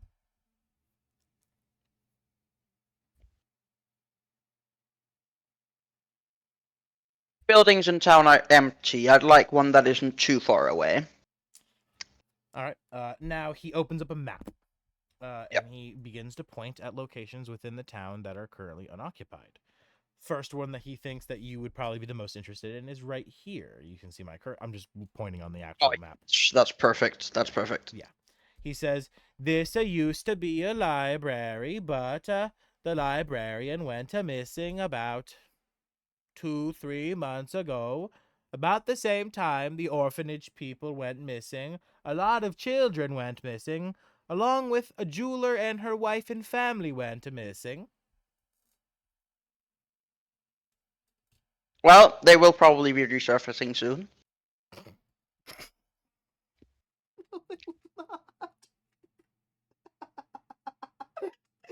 You don't even know why that's funny, but that's fucking hilarious. You just said that. Those were all Tumnus's victims. You saw their bones when you traveled through the tunnel that led you to the Kingpin fight. That you had to wade through a bunch of bones. Yeah, yeah, those were Oh. all Tumnus's victims. He killed like 30 kids. Not even kidding. See, I forgot that part Yeah. because there was Yeah, 4 sessions of there's a combat reason in he's between. not this chapter's general. He is way too Yeah. bad to be this chapter's general. Yeah. So yeah, you know instantly what he's talking about. The all of the missing people. Vadagar has told you what happened to these supposed. He doesn't. I don't think Vadagar knows anything about the jeweler and her family. Nor do I think he knows about the librarian, but he does know about the orphanage, and that's the big one. Which obviously, when he says the missing people at the orphanage, and then everyone missing at the same time, you quickly connect the dots. Okay, so I piece it together and I say, well, that is indeed sad. But renovating this building should do, yes. Very well. The cloak is a fair price. You can pay us once we're done. And then he claps his hands above his head one time, and in unison, every brother stands. And then hup, hup, hup, hup. They all start saying hup, hup, hup, hup as they begin marching at the door in unison. As he says, "All right, let's fill out the paperwork." As he begins to grab, it's like a good stack of paperwork, like 20, 30 pieces. Not a lot, but a good bit. It takes you like 15, 20, 30 minutes to fill all the paperwork out. And after you're done, and he says, "All right." And then as he says, "All right," literally, you hear hup, hup, hup, hup in the distance, slowly getting louder and louder as all of the brothers open the door, and they begin marching back into the room, sitting exactly at the same spots they had stood from, though you won't know who stood from where because they're all fucking identical. And they sit down.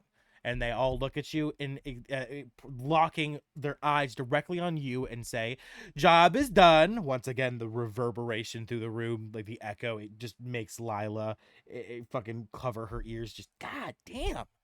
As he says, "All right, payment, please." And she takes off her cloak as she hands it to the man. As he takes it and he inspects its quality, taking out like an eyeglass, looking at it. And he says, "All right, very well." You're not like lying or tricking him or anything, right? No, it's an actual cloak of protection. What cloak is it? It's just a cloak of protection. So, nothing too much. Yeah. So he takes it and he says, "All right, thank you very much. Here's your keys." And he hands you keys. Great. So I take the keys. I delete the cloak from my inventory because I don't need it anymore. And I go to inspect the apothecary for now. With the last 10 minutes I have left of the hour. All right. You go inside, opening the lock, and you can see as you enter, it is perfect. There is 2 levels. There is a upper patient floor and a lower patient floor. You can see they already took the effort to create stalls for privacy for patients and such. The upper level is for people who need to stay for multiple days, while the bottom level, there's no like dividers or anything. All of the beds are just all laid out together. There's plenty of tables and stuff to lay down supplies for people, and other than that, it's pretty barren. It's just a constructed room. Yeah, it's a newly constructed room. Okay. So after inspecting this, she'd go out into town and look for places to buy herbs, first she'd look for staff actually. Perfect. Okay. Roll me a perception roll for that. A perception roll. Can Lila have the help action or? Yeah, for sure. Oh, great. So that's a 19. Thank God for the help. You begin wandering around trying to find suitable staff members. You find the herb shop, but the shopkeeper doesn't really know much about the actual combination of the herbs themselves, just how to grow, find, and gather. So that's a fail. As you continue to move around, you find some other people who seem like they might be smart enough to learn from you to run the place, but no one really sticks out. So you decide to head maybe to Thaddeus, ask him, and as you're walking in, someone catches your eye. Someone of the bestial nature, a kind of people who you know to be in tune with the earth, with the natural elements. Belia, Ray's wife, catches your Yeah, attention as you walk yeah, we up met to her. before. Yeah, and what do you say to Belia as you walk up to her? Oh, Belia! Actually, you might have just the skills I'm looking for. I don't know if you remember me. I'm Emmy. Oh, yes, hello. Hello. How much do you know about making medicine? Um, well, I am a shaman, a good bit, though I Oh. know the practices are outlawed, are they not? Kind of looking around. Well, they were, but not anymore. Oh, Um, and because of that, I've decided to start a healer shop, so to say, where we specialize in curing people of ailments through non-magical means. It will by far be cheaper than by magical means, like a but it shaman's will hut. still be effective. Ah, Like a Sherman's hut, but on a bigger scale, yes. ah. Um, and I'm looking for employees. Oh, well, I am out of work at the moment. I guess I could do it if you need, but what is the pay? Um, for now, when we're starting out, the pay won't be great. I have to say this up front. I do not currently have a lot of resources to work with, but the pay will increase as the customers start coming in and as we start making money. Um, this is not a money making scheme. It is to help the people. Uh, of course, there will be profits, but they will mostly go to buying more herbs and making more medicine and getting more staff. Oh, well, yes, I would love to help. As long as I can at least earn a silver a day, I should be able to be fine. Oh, a silver a day, yes. The pay I was thinking of was more towards a gold a day. Oh, my goodness, I would. Yes, for sure. She grabs your hand and starts violently shaking it. Yes, deal. Right. Um. So, uh, you do you know where the old library is? No, you'll have to show me. I only recently came to Tristram with the caravan. Okay. No worries. So, Emmy will lead Belia out, um, and show her the apothecary. Alright.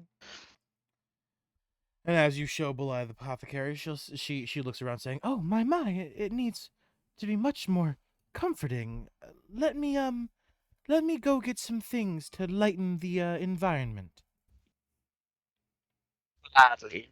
And Emmy hands over a gold piece. All right. She says, "Thank you very much," and she ventures off to go get decorations. As you walk literally 3 steps away to the herb stall, right next to your shop. Great. So I walk over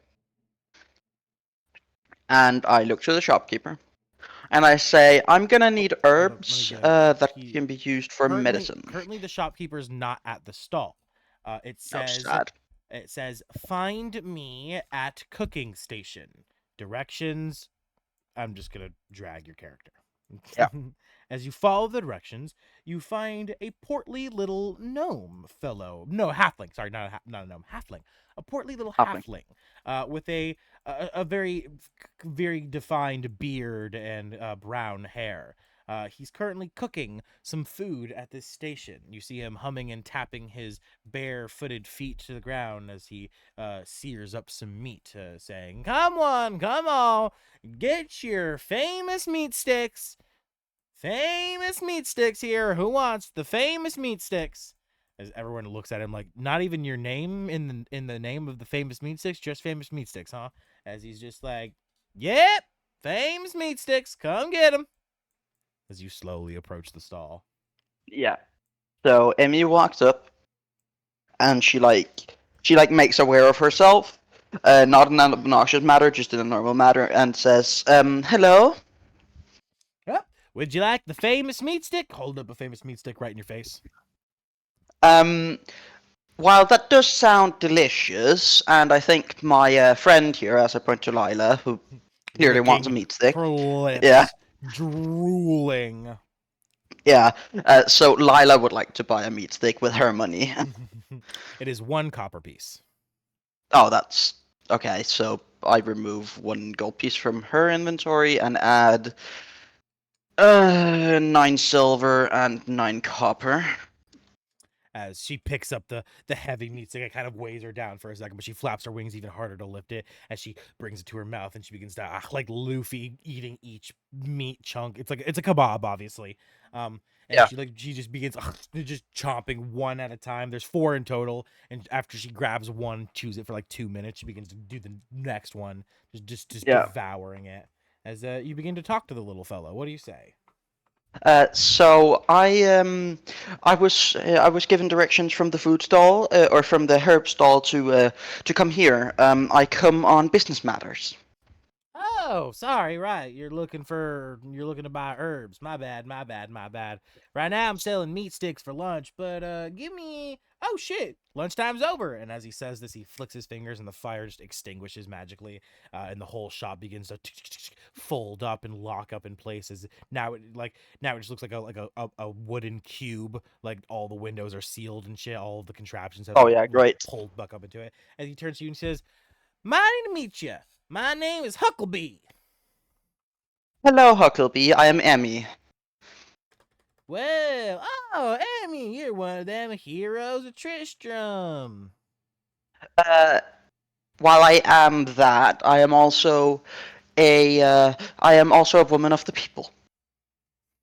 That's what a hero is, isn't it? Silly. Well, sometimes. Other times they turn to darkness. She doesn't yes, mention he's it, one of the but yeah. he's one of the caravan members. He has no idea about Tumnus or any of the missing people. So yeah. No, okay. Well, that's great, but she just says it. She doesn't Yeah, of course. say anything else. She just says that. Well, I guess that's true. Anyway, let's go to the shop. As he begins to lead you back. Yeah, let's go. He waves to Riley. Hey, Riley! As Riley looks at him. Ah, Huckleby! Good to see you, buddy. As they continue on walking by, as he leads you over to the shop, and he says, so, what you looking to buy? Everything's got its prices. As he snaps his fingers, and the whole shop begins to unfold. Price tag, little signs begin to open up, and writing begins to appear, saying the prices of each item and shit that he has for offer. Yeah. So, what I'm looking to buy is herbs for medicine.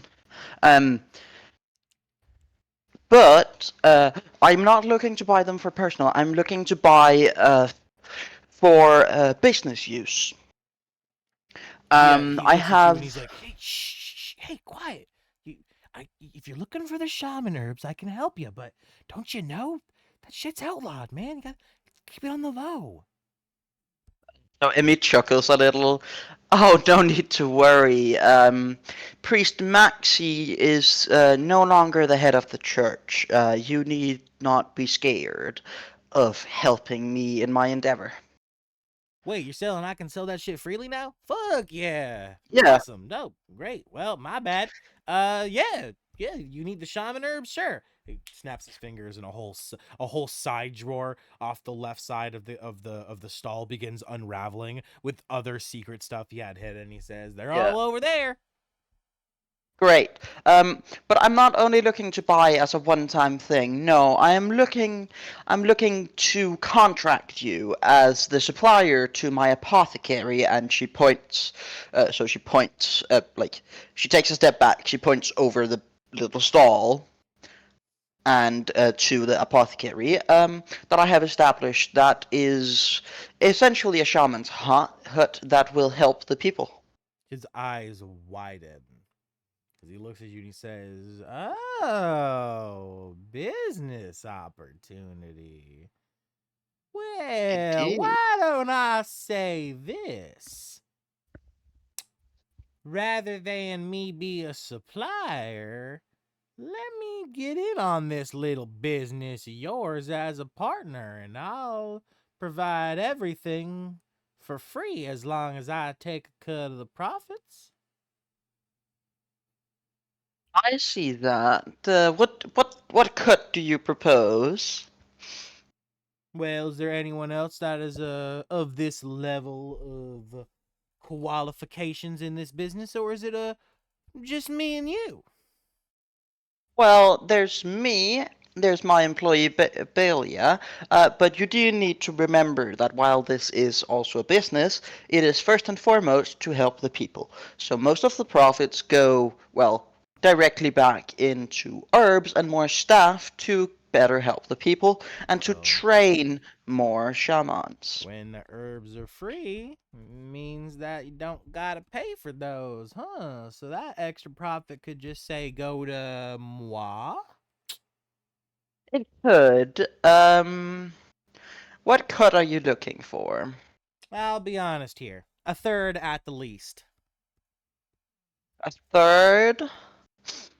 Not Hmm. only can I provide every single herb you could need within this land, I also have the abilities to run a business properly and to make sure that all things are handled accordingly and correctly. As you can see, I own, and he snaps his fingers, and 7 different stalls around you. Like they're not all like directly like next to you, but like in the distance and shit. You can hear them. I see them. You can Yeah. hear them unraveling. You look and you can see them. I own quite a few businesses around here. I'm a little bit of an entrepreneur myself. Yeah, I see that. I do not see a problem in that amount of cut, nor in your position. But be warned, if and she turns in a very serious tone, and she like snaps her fingers, and her staff comes out.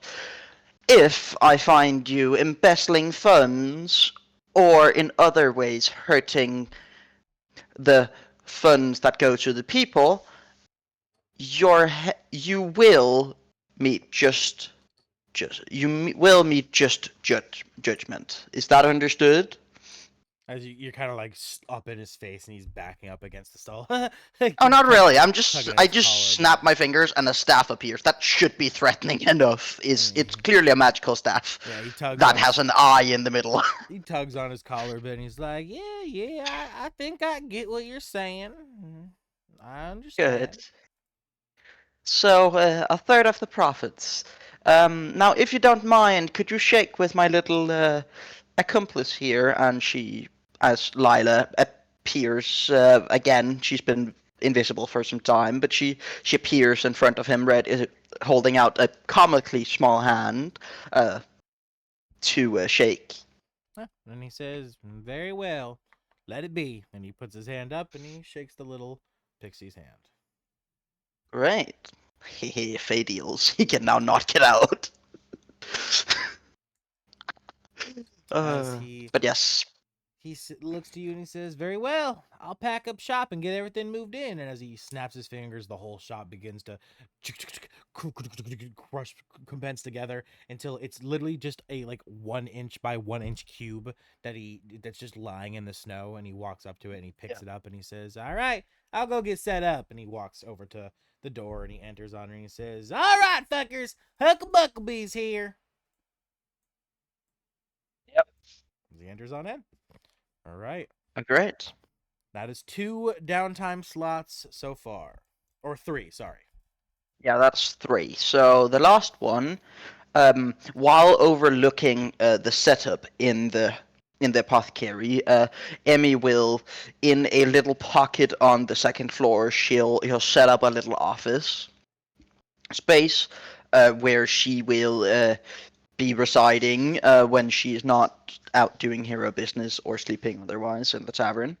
Um, and she will spend an hour trying to contact her staff. the two people come walking upstairs as you call to them from the upper floor, and you sit them down at, like, you get your desk set up and everything, and you sit them down, and you look to them, and what do you say? No, my staff, the radio staff. Oh, oh, my dumb ass! What are you trying to do with the staff now? I am trying to talk with it. It's sentient, is it not? Ah, yes. Okay, my bad. I'm It's sorry. fine. I'm just giving them both Uh, they both have a job right now. They both know yeah. what to do. I'm not Okay. disturbing them. Okay. So yeah, you sit down in your office and you begin to mentally focus in on your staff, trying to Yes. attune to its energy and focus. And as you do this, you begin to hear the faint echoes of what sounds like music in the back of your mind. Hello, my baby. Hello, my honey. Hello, my ragtime gal. It's very staticky. It's switching between songs. Obviously, it's just an example of, like, the tune. I mean, Yeah.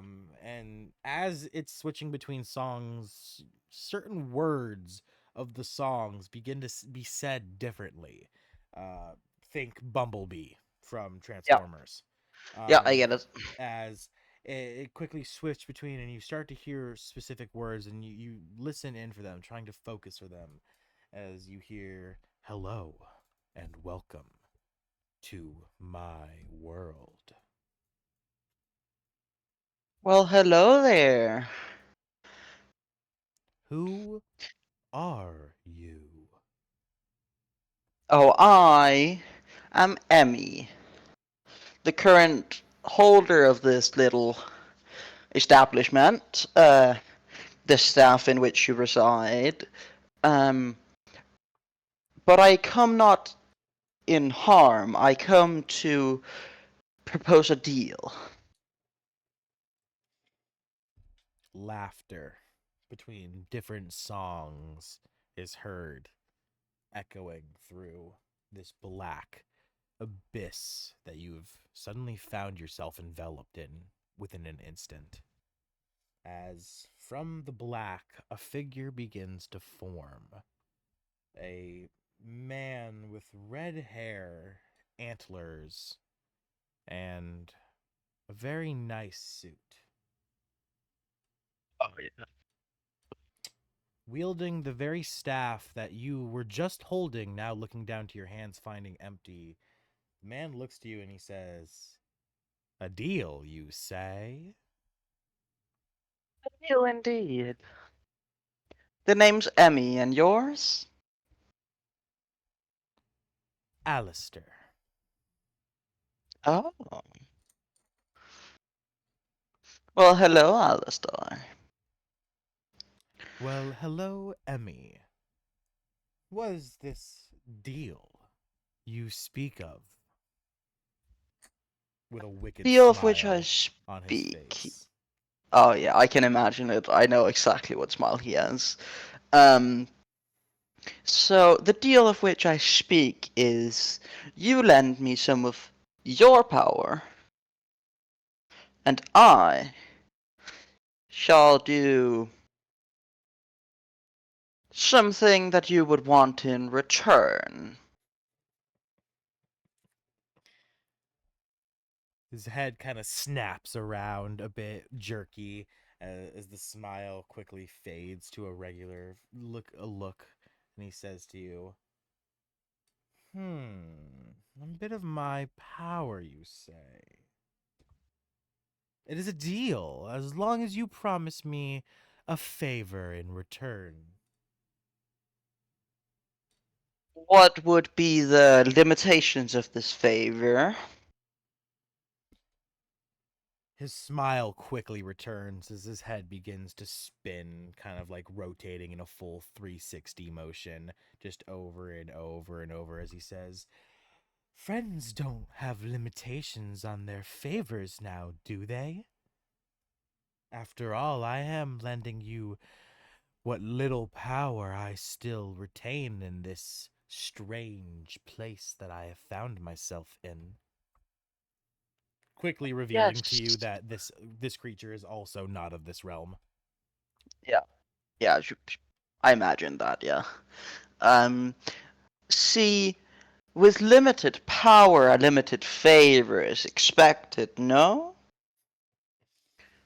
The wicked grin kind of begins to turn to a frown as he says, "If you think the limited power I have left can compare to anything you have to offer, then why do you seek my power in the first place, child?" Oh, did I? Oh, you misunderstand me. I do not think your limited power is small. No, no, no. But as of right now, the staff you are holding seems to be but an illusion, because where I contact you from, I am currently holding this very staff. So my theory is that you're trapped in a subrealm inside said staff, and I could help you get out. The frown turns more and more wicked as the creature takes it and slams it into the ground, the antlers growing larger and larger, branching out like razors, um, as its eyes pierce through your soul, looking to you. Make a persuasion at disadvantage. Persuasion at disadvantage. Okay. This is the first time anything's actually needed a roll. So far, everything so far today has been just really easy because it's not like that hard of a thing to convince. There's no roll needed. Yeah. Here's for hoping the dice are with me. Oh, that's still at 27. Holy shit! All right. The dice wanted The laughter. creature looks to you and says, "You are smarter than your age would give you credit for, little elf. Very Oh, thank well. you. I will limit the favor to only concerning you and no one else." That does seem reasonable. As the wicked So we smile have a deal? quickly returns. "We do," as the creature offers out its hand to you. Okay. So I'm imagining some old-timey 90s, 20s jazz is yeah. coming out from him. Oh yeah. that the As he backroom reach out. song, like that backroom Yeah, song. exactly. So but as I reach out, music will also emanate from around me. But it is more calm in nature, more. It would be more like choirs than anything. And as your hand and his lock, his grasp tightens and he pulls you in violently, grabbing you, saying, "While I can give you power, your current vessel is already at its limits, so I must do some rearranging. As, Emmy, you lose however many levels in Bard that you wish to put into Warlock. As you branch and you take this demonic deal." Obviously, you know what Warlock pact. I assume. I feel like that's fucking obvious.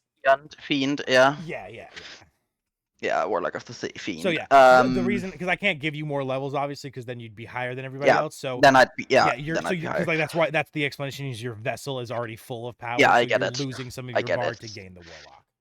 Yeah, I get it. I'm thinking a 4-4 split. That's fine. Yeah, it's your choice. You could literally do one level into Warlock if you wanted. It's your choice here. Yeah. Um, Actually, maybe a 5/3, because if I were to add another class of Warlock of 3 levels, that would be enough to get the subclass, using 2024 rules. Yeah. So yeah, I will take, 5/3. I will lose 5 levels or 3 levels in Bards and put gain them 3 into level. Warlock. Okay, perfect. As you sign the deal, and quickly you find yourself back in your office, but with a thick feeling, like a tension in the room and a sweat on your brow. You don't know if the decisions you made today are the best. With that, we cut to the next person's downtime as we cut back to the bedrooms. Who's going next?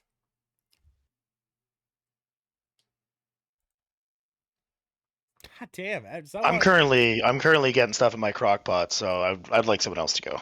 Okay, Badagar's getting food ready. So who? Atlan? Godak? Mine'll be quick if you want. Okay, we go to Atlan. We cut to Atlan waking up next to Gwendolyn. She stretches, looking at you, and she says, "Oh, hi, sweetie. What another wonderful morning waking next to you." As you're flying 50 As feet in the always. air. For some reason.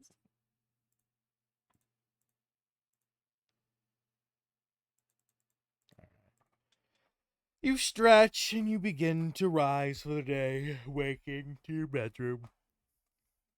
What do you do as you get Well, I up? would do. Um, I have a routine. I think I established, way back when of going, getting ready, and checking on things before I am about to leave town on any sort of big adventure or dangerous type of thing.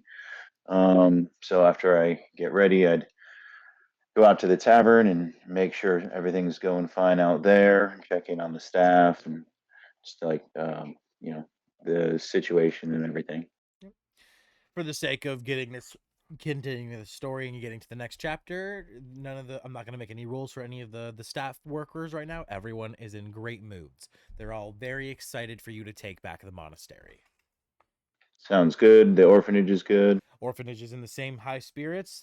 You greet Boulder. You guys have a nice hearty laugh. You talk with Rock as well, and everything is going fine there. Okay, and I don't think enough time has passed since I last did rolls for ale and everything, so Nope. we'll skip that. Every session does. No, you get those every session. You're good. Oh, okay. Yeah, then we'll Let me do do that. I'll check in that. on the Okay. brewery situation. The caravan sells 62. The town sells 138. Cool. I'll do that math later while you're doing other stuff. And then I would train my constitution again some more. All right. So we'll say you use one slot on your morning activities, checking in on everything and finding out what you've made for the week with your golden ale, and then from there you head to train. You gonna use all 3 slots?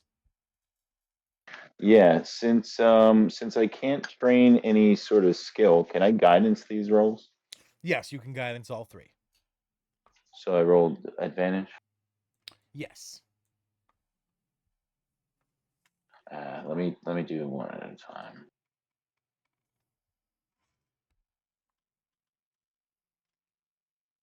My constitution is +3, so that'd be 21. All right, plus 0.3.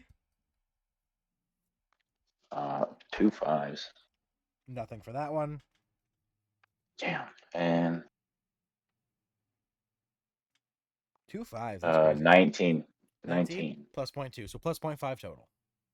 Sweet. So that actually bumps me up to 18 constitution. Very nice. With that, Yeah, I'm done. up your downtime, Atlan, as you make your way back to the tavern to regroup with everyone else. All right. I do want to interject before we do the next person's downtime because I think Nessa might have forgotten about this. And we ended the session early, so I don't think we really had time to discuss it. But he attained Oliver's blood tier. Yes, blood shard. Do you remember that, Nessa? Yeah, I think Nessa, because I remember you messaged Nessa about it. Did I? Yeah. Yeah, you sent a message. Nessa, you here? I think Nessa. I was muted. Oh, Yeah. that's why. Okay. I kept saying yeah. You Okay, so you text. said You yeah. already texted me. That's what I thought. Okay, gotcha. Because I didn't know who was going to be getting that or who that going to technically. But all right, Vadagar cool. could take that if you want to give it to him, but Nessa, you could also use that to gain blood features. I mean, what would that entail if I took it?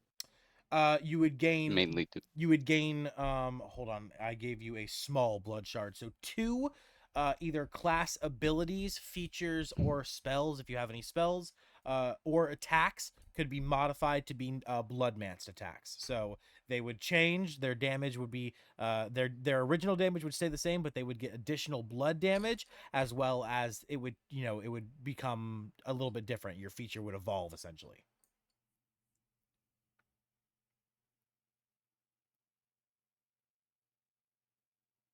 who already has one? Nobody has one except for Atlan has them inside of him because he consumed an extra large blood shard, which came from his companion Theoden, Okay. which permanently changed him entirely. You would just get a little bit of a change; it wouldn't be a lot, but you would. But if you consume more, you would slowly over time change too. And Vadagar. You said Vadagar could have it. You No, said. Atlan. Atlan's the only one. Oh, Atlan. No, anyone could use it to gain the effects. Yeah. It's just that Atlan's an actual blood mage now because he's consumed Theoden's. I could just give it to him. Yeah, it would allow him to gain more blood features to his class. That would just fit him. Yeah.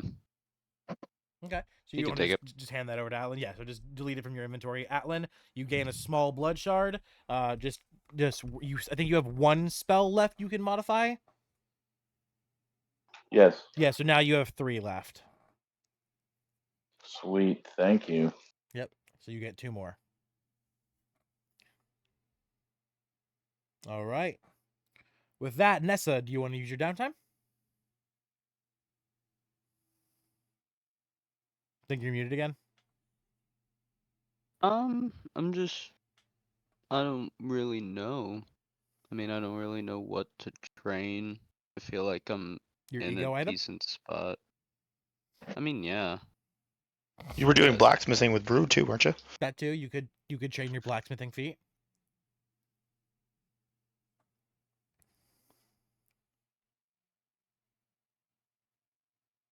If you I'll don't just want train with- any downtime, that's like don't get me wrong. That makes things easier for me, of course. We can get to the actual monastery faster because obviously at this point I think it's probably going to be 3 sessions after this that we finish because I was expecting to get done with the first floor of the monastery. Oh, actually never mind. I'm probably completely wrong. Never mind. Just disregard everything I said.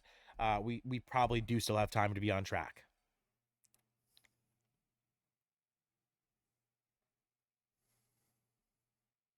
Oh, do you want to train Squawkbeak? That would be good. Yeah, let's train Squawkbeak. Perfect. All right, choose a skill you want to work on for Squawkbeak. And obviously, a stat and a skill, I mean, so like intelligence, charisma, whatever, and then a skill in that stat. And then you're going to roll 4 of those each. And that's it. Just roll them one at a time each so I can give you the results.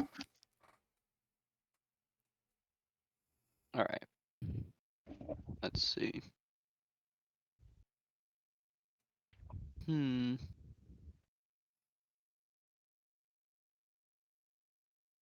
I'd like to train his dive. So his dexterity. Well, like it's more of like an attack that he can do. Oh no! So the way you train your pets is you choose Oh, it's a just stat, the stats. and then you choose a Okay. skill in that stat, and then based off of what you choose, I give you a list of like Pokemon style moves that you have the potential to learn, and you get to choose from that list. I like how Zephyr can, with Sage's Council, add a Mhm. d6 to people's rolls. Mhm. That was an ability that was given. Yeah, so based off of the skill and the stat you choose, like if you choose intelligence, it'll be an intelligence-based move. If you choose strength, it'll be a strength-based thing. Dexterity, dexterity-based thing. Whatever you choose will decide the outcome of what you get, as well as what your creature's type is, and your creature's type is dark. Let's just go for dexterity. All right. So 4 dexterity, and then what skill in dexterity? I mean, Acrobatics. probably dive. Yeah, acrobatics maybe. Acrobatics. Okay. So 4 dexterity and 4 acrobatics.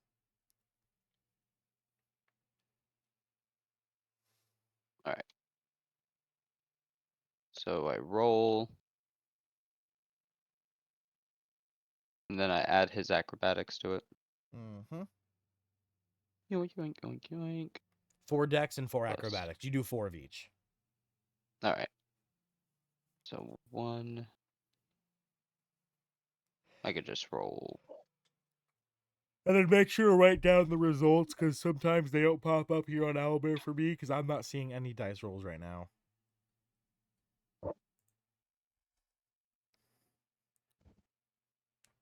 $17.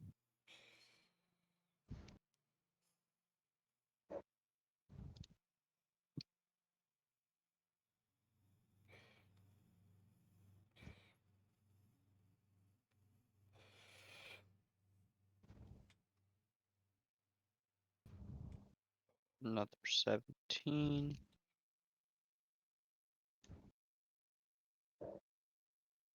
Another 17.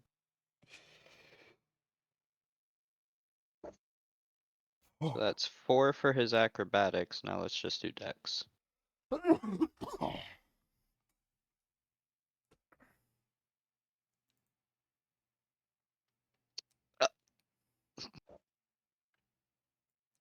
Okay.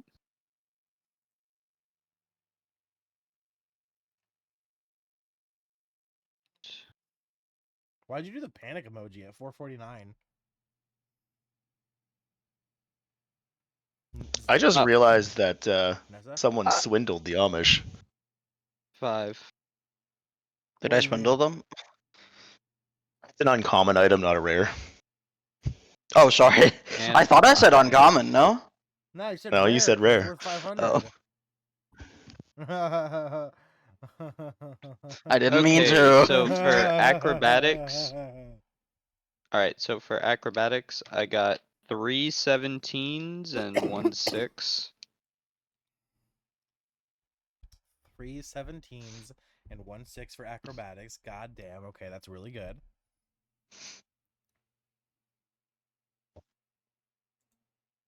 And then for dex, I got a 17, an 8, and 2 5s. 17, 8, and 2 5s. Ooh, that's not as good. Which will balance out your list for me, luckily. Oh god. I didn't mean to swindle the Amish, so if you want me to hand over one of my I rare didn't mean to potions swindle instead. the Amish, I swear. No, I Oh, didn't. no. I like it better for roleplay. I just love that. I love that has to be said. I just love that has to be said. I didn't mean to swindle the Amish. I I swear. didn't. No. I like it. It's funny. It's funny. It is so funny. Hold on. They just went with it, by the way. They didn't even Because question. he doesn't actually know how to They check did in it. magic items. That's why I was asking you flat out if you were lying to him or not, because I was going to Well, do insight. But then you told me out of character you were being honest, so I took you at your word's value. I mean, I wasn't lying on purpose, so I Oh, guess. no, it's gonna be funny. There's gonna be consequences. Don't worry. Oh yeah, it's fine. Okay. At that point, I'll hopefully have earned some money to pay them. Don't worry, I'll be your first shopper. You're gonna come in like the mob and just start breaking stuff. Oh, they can fucking try. Oh my god. 2 more levels in Warlock and I have Fireball. What are they gonna do? Oh god.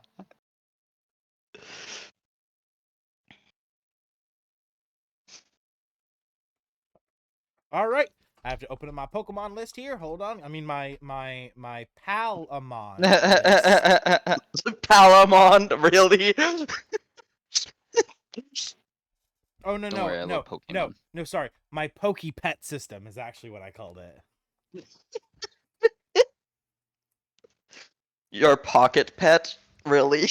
No, Pokepet. Yeah, well, I do think it's called Pokemon. It's Pocket Monster. Oh right. Yeah, right. All right. Okay, your 3 moves that you get to choose from, Nessa, to teach Squawkbeak are, ironically enough, I do have one called Shadow Dive. It is a action. The description: the bird Pokemon vanishes in. I mean, the bird Pokepet vanishes into the shadows, reappearing behind its target for a sudden ambush. It is a +6 to hit, and it has a reach of 60 feet.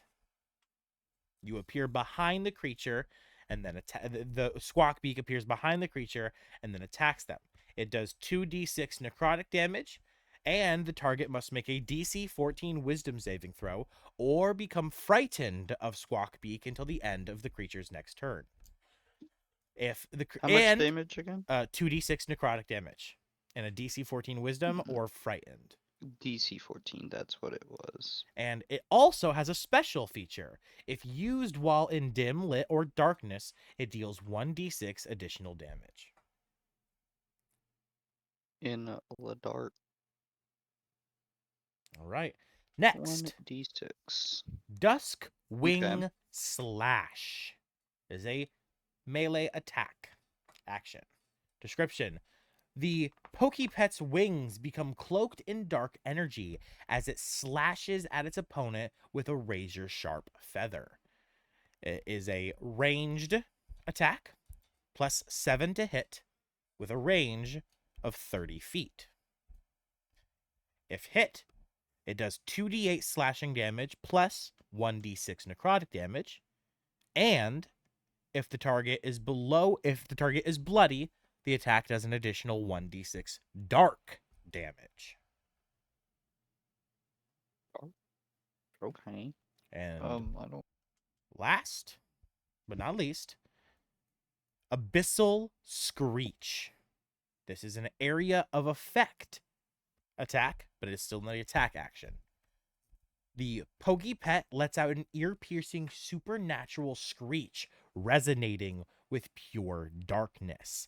Each creature other than yourself and your allies within a 20-foot radius of Squawkbeak must make a DC 15 Wisdom saving throw.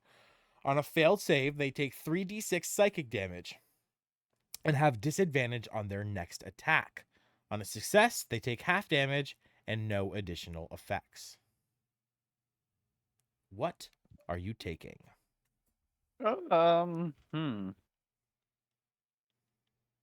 Duskwing Slash seems good overall.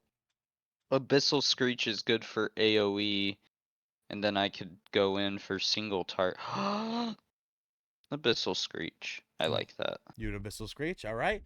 Yeah. Add Abyssal Screech to your Squawkbeak's stat block actions. His name is also Squawkbeak. It only fits. Yeah. Does Squawkbeak have multi-attack? He does. Abyssal Screech can be used one time within multi-attack. Okay, that's good to know. There you go. All right, so yeah, add Abyssal Screech to your multi-attack list of possibilities. All right. During And with multi-attack. that, That's so good. you Thank use you. all of your downtime. Awesome. Come on, Squawkbeak. I hope you enjoy that.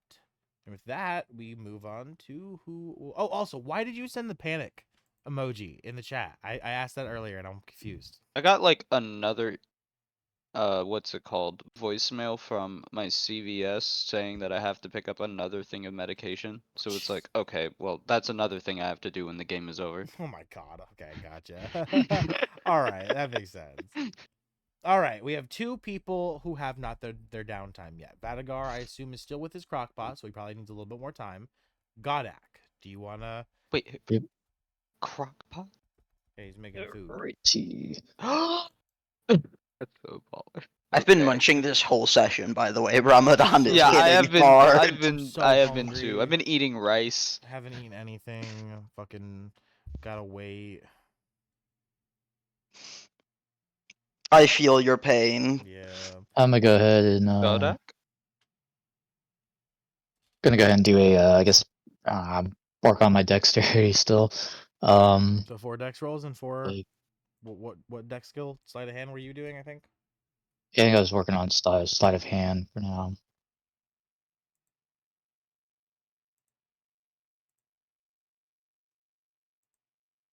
One, two, three, four. So that'd be a 0, 7, 16, 15. All right. The 16 is going to be plus 0.3. The 15 plus 0.2. The other, obviously, nothing for the other ones.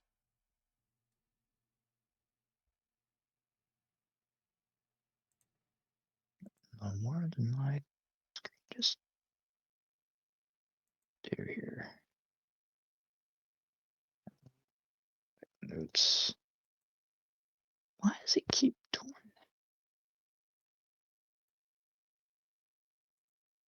that? This thing's not, I don't know, Beyond's acting weird as heck right now. Trying to write my notes down every time I try to open up another notes. It keeps shifting my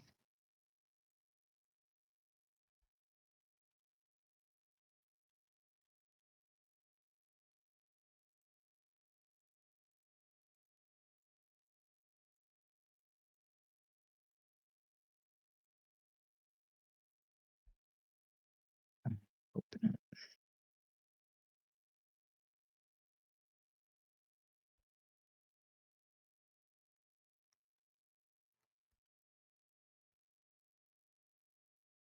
There we go.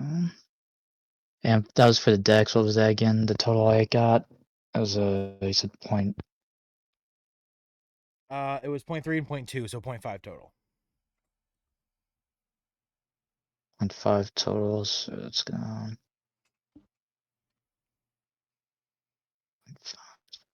bump that up to 1.3 for that. And now I'm doing my sleight of hand. Okay. Sleight of hand.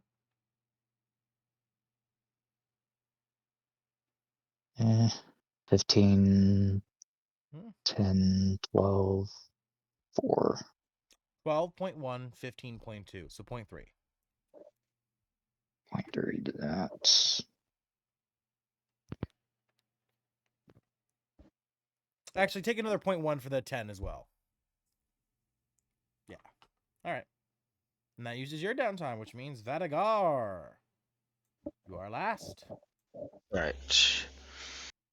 Oh, yeah, I like to take this time. I don't know if there's.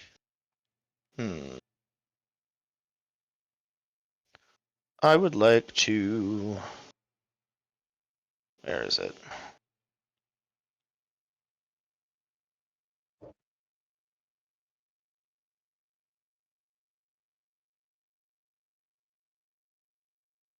Okay, so I'm, you know what? I'm just gonna do something simple. I would like to go to Thaddeus and kind of study with him, get his insight and help studying his tome of arcane lore, the Aurelian or Oilian. Oh, the book. Oilian? We're using the book again. Yeah, start getting him to practice because I know that I've already been instructed. The pages at the very end that I cannot read could significantly increase the abilities that I've already have from the book. So I would like help from Thaddeus to help kind of get a better understanding of the text itself and kind of just studying it some more to uncover more of its secrets. Okay. All right. Fuck. I gotta pull up that list of shit too. Then gotta pull ChatGPT back up then, because that's where my list is. I just closed that. Oh no, I didn't actually. I got 3.5 up still. Okay, Diablo 3.5. All right, I have all of the shit in here. Just gotta ask it to bring it back for me. All right. All right. Make your rolls. All right, so this is what charisma because that's my spellcasting modifier, and what else? Would it be intelligence because I'm trying to learn how to decipher more of the book as Yeah. well, or Yeah. okay? So my intelligence is quite low. It's got a 0 modifier, just so you are aware. Okay. And I just got to get to my stats. There's intelligence right there. I'm just gonna roll, and I'm doing this at advantage from Thaddeus. No. I'm going to him for his help to read the book, right? Oh yeah. Yes. Sorry, my bad. Yeah. Where the hell did my? Oh, I opened a different web page, so I got to reopen Owlbear.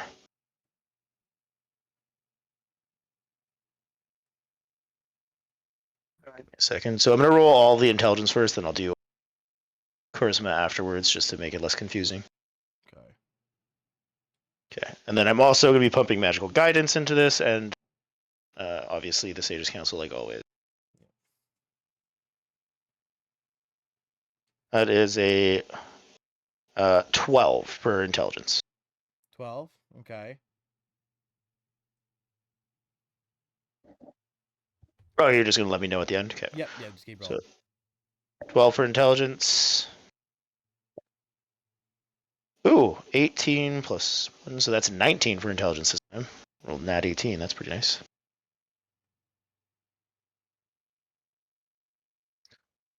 And then 17. 17. Okay. Fucking 13. 13. Okay. Okay, so that's my intelligence rolls. Do I get points into my intelligence? Yeah, of course. So 12 and the 13 are gonna be 1 each. The 17.3. Then what was the other high roll? 19. 19.4. Yeah, that was the other one. Also, I just scrolled so high up in Diablo 3.5 that I found the fucking RP experience of Mr. Tumnus destroying like a lot of shit. Yeah. I was surprised that you let him do all that shit, to be honest. Well, he wanted to be a vampire lord, and vampires are evil. Finally, I found the spell list.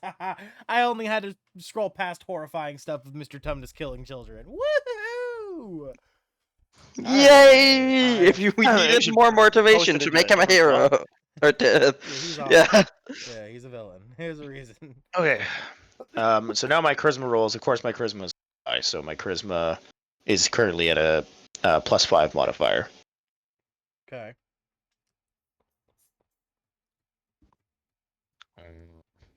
Natural 16, 20, 25. 25. Okay. Natural 15, 23. Okay. Ooh, nat 20 for a total of 29. Yeah, that was the big one. Do I still have one more roll, I think? One more, yeah. Well, these are all been kind of... Another nat 20 for a total of 31.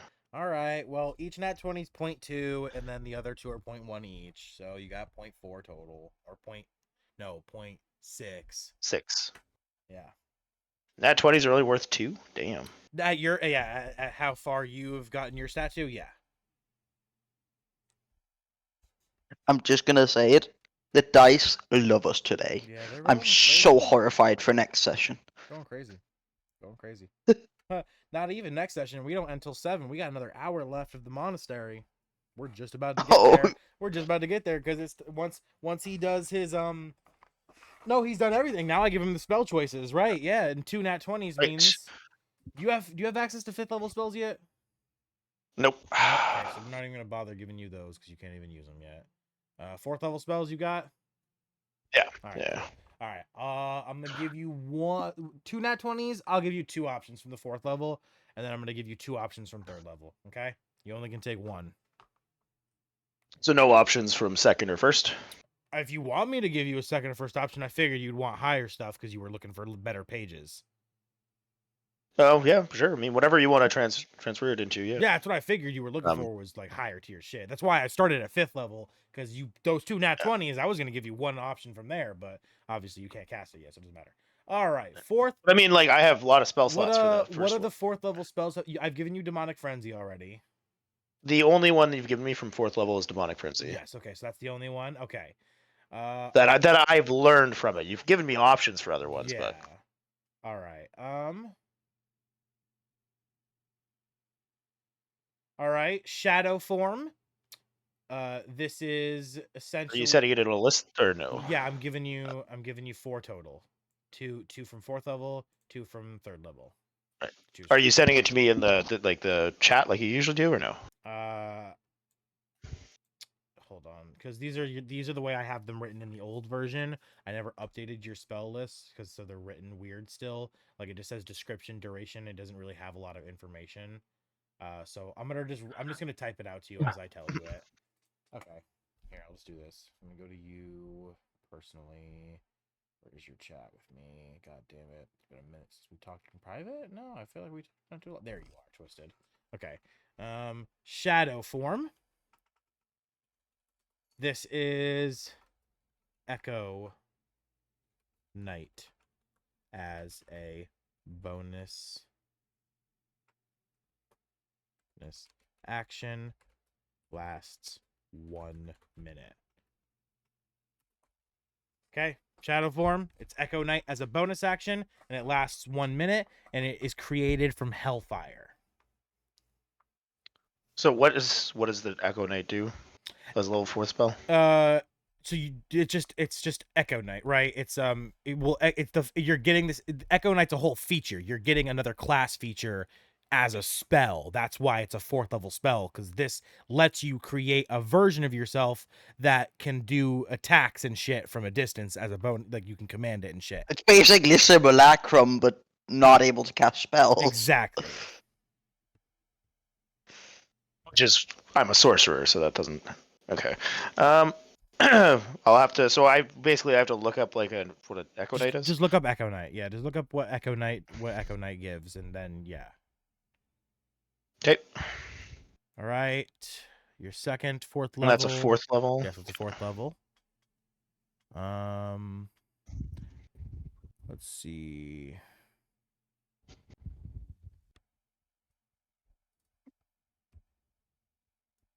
Oh, except for, hold on. The only difference about I forgot to write Echo Knight, but takes your HP. Okay, because I was gonna say it has 1 HP and Yes, it's a level 4th spell. That's I'm like, the that's that's not gonna the help. that's the all. difference. Yeah, that's the difference. Is that yeah, your version takes your HP. All right. So it has my stats. Essentially, just can't cast my spells. Yes, exactly, and it also copies your items. So like your That's pretty strong. yeah. So like your hammer, your mace, it copies that. Yeah. No, like my mace. What about my rings of spell storing? Any spells it cannot cast. Okay. Yeah. It's like those technically Magical come from effects the of your items. weapons, it'll copy, but magic spells, it cannot cast spells. Gotcha. Okay. Next. But it can use like my belt and shit like that. Yes, exactly. All right. And yeah, I'll be nice. Angelic Choir. It's very simple. It's an action. You summon a choir of angels that follow you for 1 hour singing, giving you advantage and all of your allies advantage on all saving throws. I feel like you might have given me that one as an option last time. It's a really good one. And that's an action cast? Yes, an action.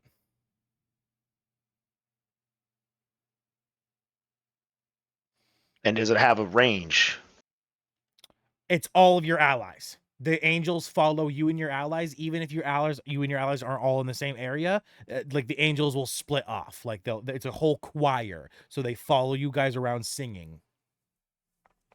Okay, so it unlimited range. Yes. Gotcha. Up to 5 allies, I should specify. Oh, okay. So 5 allies. Yeah. All right. So myself and 5.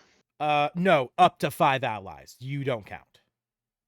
Okay, So so 6 5 people total. Yeah, 6 people total.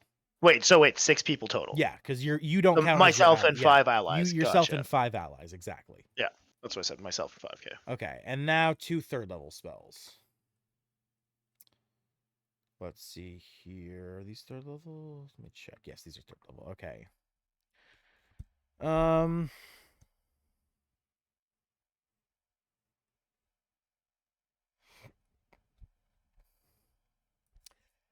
Angelic Guardian. Summon an Angelic Guardian to protect you as a bonus action, granting +4 to AC and advantage on saving throws for 10 minutes. However, it does require concentration. Okay. What's going to be the first? I think that's the first spell in this entire book that has required concentration.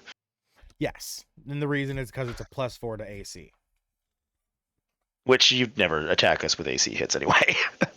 That's not true. So it's like, that is so true. That is so true. It's all That's saving throws. just what you've been seeing recently because of just okay, fuck off. Okay, look, you know what? You know what? 'Cause- Ask and you shall receive, you son of a bitch. This is why I play a squishy mage in the backline. All right. So that one and Infernal Blast. No, this is third level.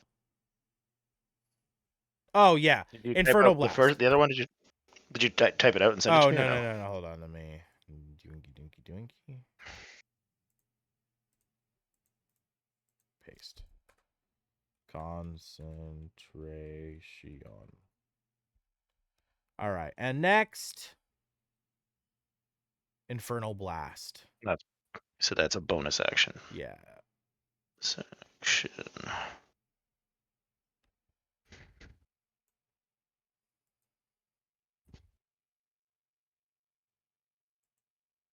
Okay. Infernal Blast. Release a Infernal Blast of energy using your spell modifier to hit. On a hit, it deals 66 fire damage and causes ongoing burning for 1d4 rounds. Each round, they take an additional d6 of fire. This is a action.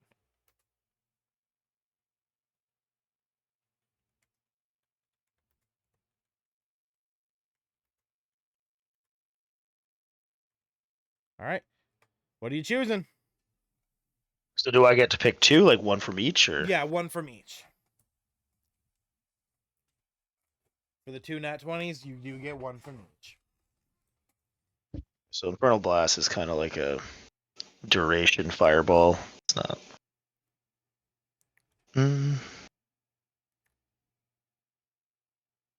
Well, in that case, if I get one from each, I'm definitely going to take the Angelic.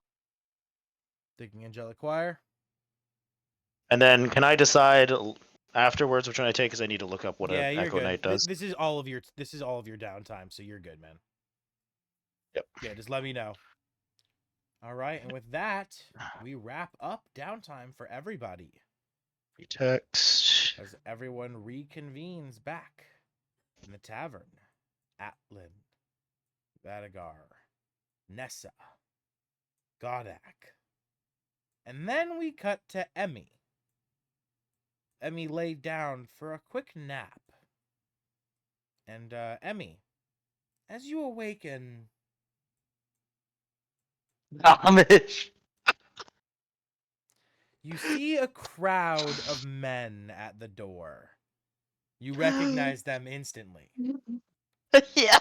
All of their identical faces staring at you very, very angrily.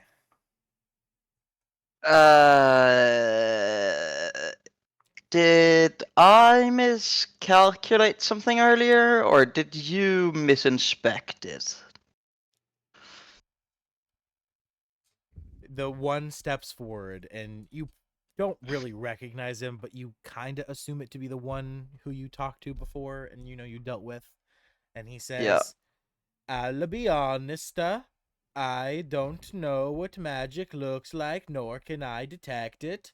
I took you for honest, for being a hero, but it seems you are just like the satyr."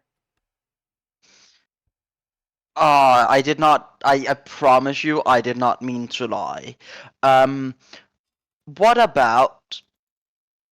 I have some potions you can have. I have a potion you can have in return for the cloak.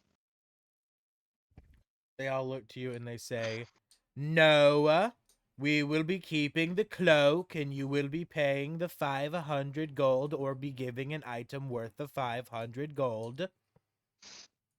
And they Okay, all say so it in what would I? unison. Lies to him Yeah. again. No. What would an elixir of health be worth? What rarity is it? It's a rare this Actually time. rare, 500. It's an actual rare, yes. So I hand over an elixir of health. Now the group begins to slowly split apart as an old man begins to appear from the group, stepping forward. Yeah. He looks at you and he says, "I'm sorry, they made me come with them." Oh, trust me, it's fine. I really did not mean to lie to them. I figured, but let's just get this handled with. And Yes. he grabs the potion from you and he inspects it and he's like, "Yes, this is indeed worth 500 gold." And he puts it into his own pocket and he pulls out the gold and he hands it over to the Amish. And as he says this, he begins to quickly walk back through an exit, through the other exit, which should be secret to everybody, but for some reason the Amish were able to find it. And quickly, their angry faces snap back to being smiling, happy, joyful faces as they look to you and say, "Pleasure doing business," as they quickly. Yep. And then Thaddeus heads back to his mouth. I got a brain fart. I hope you like Oh, that's a I brain hope fart. you like that little bit, that the whole I did. the facing you crowd with just the Yeah. Amish written on it. I thought that was a good bit. As Yeah. you leave your room and you make your way to the tavern to rejoin your allies. Honestly, funniest part is in a single turn I could have outran them because I could cast darkness on them and teleport behind them and just run. Oh no. And The amount of Amish that were there, they were filling the hallway all the way to the door. There were Oh, okay. so many that it was like it was all of them. Okay. See, yeah, I didn't even mean to lie. I mean, one hypnotic pattern in the right spot. That would have been a viable Yeah. option, but still. Vadagar? Yeah. okay, so sorry, angelic guardian. Is that a range of touch? No, it's only for you. Okay. So self, and then is angelic choir? Could that be like a ritual spell or? Why? Well, because then I would take 10 minutes and to buff the party, and then I wouldn't have to use up a 4th level spell slot. Well, ritual spells still take spell slots, don't they? Nope. No? That's the whole point. That's the trade-off. You have to spend time concentrating and creating the ritual for it to take effect. Like you can't use it in a snap unless you. In order to use it in a snap, you I would have to say use the spell yes, slot. but it would definitely have to be less people because that's like a. I guess it does less for. Yeah, you know what? Fine, that's fine. I'm not sure I'm going to take it, but it's just something Yeah, away because that's the Echo fine. Knight I haven't looked into it. Might be. Yeah. All right. You all reconvene around the fire of the tavern light. As Tyrio looks to you all and says, "Now that you've had your day to rest, is it time to embark on your quest?"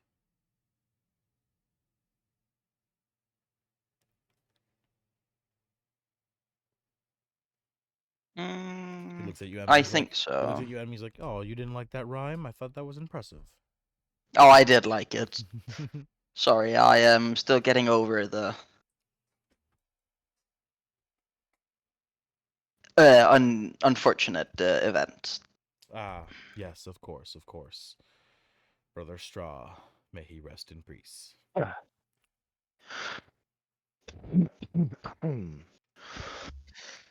Well, now that the time has come, you have everything you need, do you not? You have the key, looking to Vadagar. Yep. You have the gem as well as the key, I meant to say. I thought the gem is the key, the multicolored gem. Yeah, but you also have the key, Which key? the one you keep making sure I remember you have. The cursed tombs ring. Yes. Yep. Yes. Okay. All right. You've got everything needed then to enter the monastery. It is time. As he stands up and he makes his way over to the runestones, the way shrine, and he says, "All right. Whenever you are all ready, let us embark."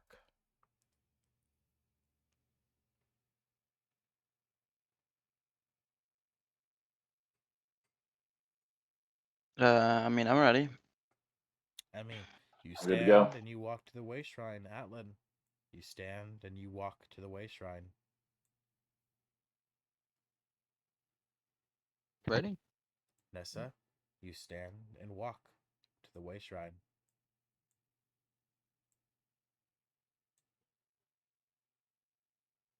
Vadagar and Godak, you two stare at each other across the fire. The tension, the stress, the buildup. Everything that has led to this moment. What do you two do?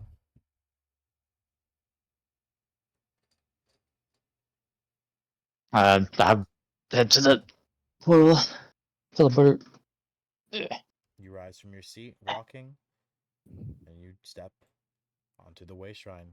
And Vadagar, left last around the fire, you look deep into the flames and you hear your father's voice. "It is time, son. Let us act."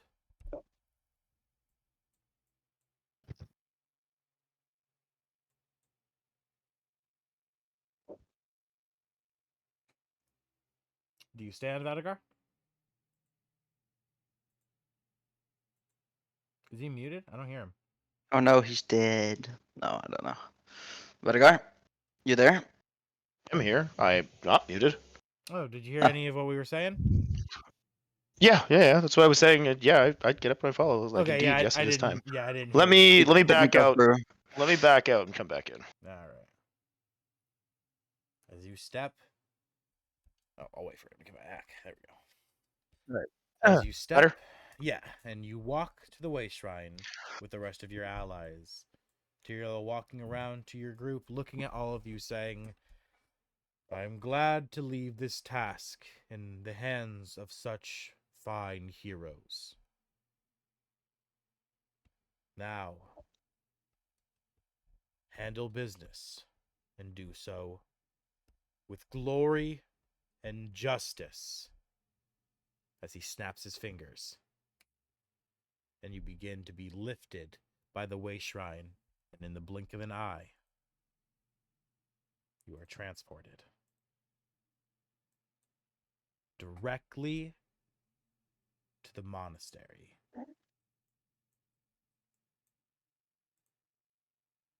Who is all coming with? Obviously the regular group of adventurers. Okay. Arista probably wouldn't be coming because I'm not going to bring that many people. Alan, you bringing Gorath?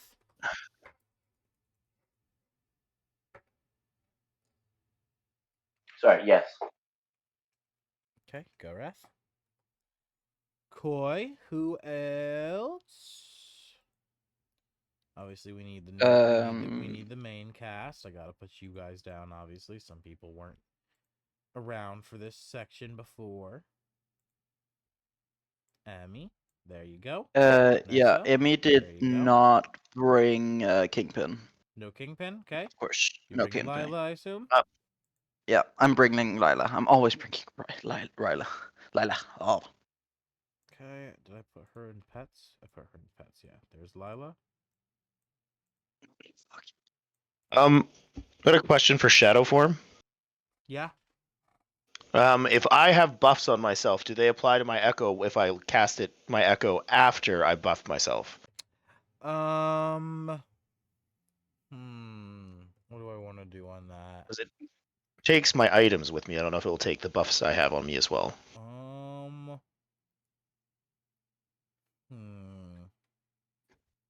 I'm gonna say no. Okey-dokes. Yeah, I'm gonna say no. Make this probably better for myself in the long run. Okay.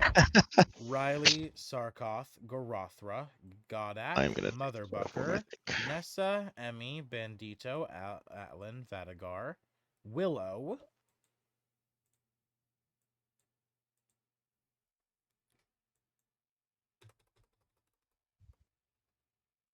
Yes, Willow. and that is everyone.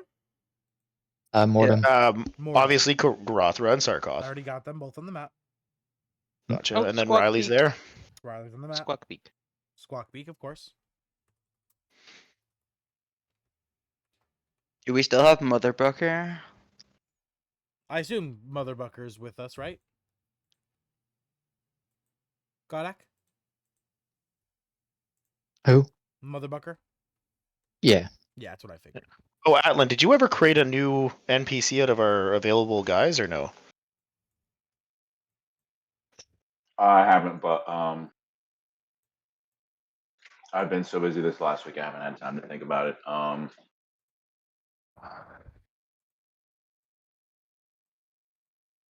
I don't think I want to take Billy on this. I think we'll be okay for now. There's enough of us here. Gotcha. Okay. Action economy. All right. With that, you find yourselves once again in the thick, dense smog and fog of the monastery's entry grounds. In front of you, behind the way shrine, lays the house where the woman, the hag, lives. The door strangely lying open, snow falling inside. So much so that you can see that it's been open for a while. Maybe since you all left? Does anyone step inside?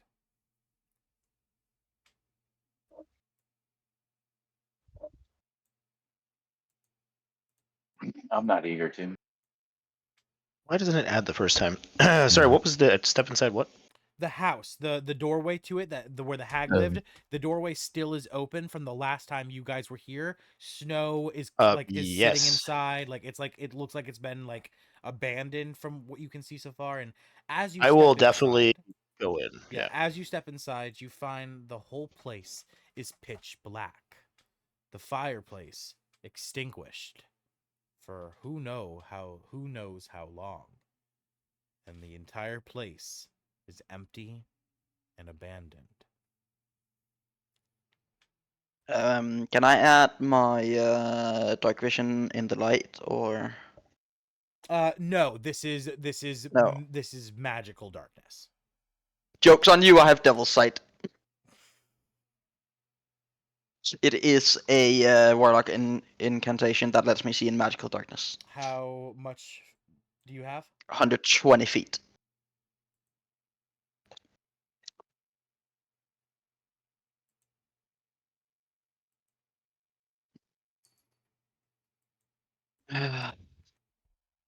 So 120 feet of that. Even with your devil's sight, you find that you're only able to see about 60 foot into this darkness. Okay. I have adjusted your token accordingly. Yeah. Yeah. Okay. So Emmy steps in. Besides Vadagar. Wait, I did make you. Wait, hold on. Let me make sure I did this right. Yeah, you have 60 feet. You're good. How many does Vadagar have? 90. Oh, hold on. Yeah, that doesn't make any sense. Hold on. Yeah, never mind. I already gave them 90, so I'll give you 120. That's fine. There you Yeah. go. So you step inside. I step inside. How And- tall is the ceiling here? About 10 feet. About 10 feet, okay. And you begin to investigate around, finding the whole place is completely abandoned. The opposite side of the building, there is a chair sitting next to a table that is now a little more covered in dust. It seems like something used to sit upon it, but now there's nothing there. The gold device is the astral device that the group already has found and is given to Thaddeus to work on. So that's where the device was found originally. So that Yeah. is obviously no longer there. And in the center of the room, there's a statue with a book sitting in front of it, a book that Vadagar has read before. If you would like to go over and investigate it, you're more than welcome to. Yeah, I'd like to investigate the book. She wouldn't know that Yeah, Radigar's read it. opening the book, I can't remember exactly what words the book had written within it, but the first 30 pages are something along the lines of happiness, joy, or a good word, followed by the next 30 pages. And each page, it's just the same word in the center of the page in big bold text written over and over and over, flipping through the pages. Then the next 30 pages are sadness, guilt, fear. And then the last 30 pages are hatred, anger, rage. Just it's not those exact words, but that's the emotion that each set of pages represents. And then in front of the and then reading the actual writing on the statue, there's scratch marks on like a word you can't make out, and then next to it it says shine burst. Okay. Radigar, you've been here before, right?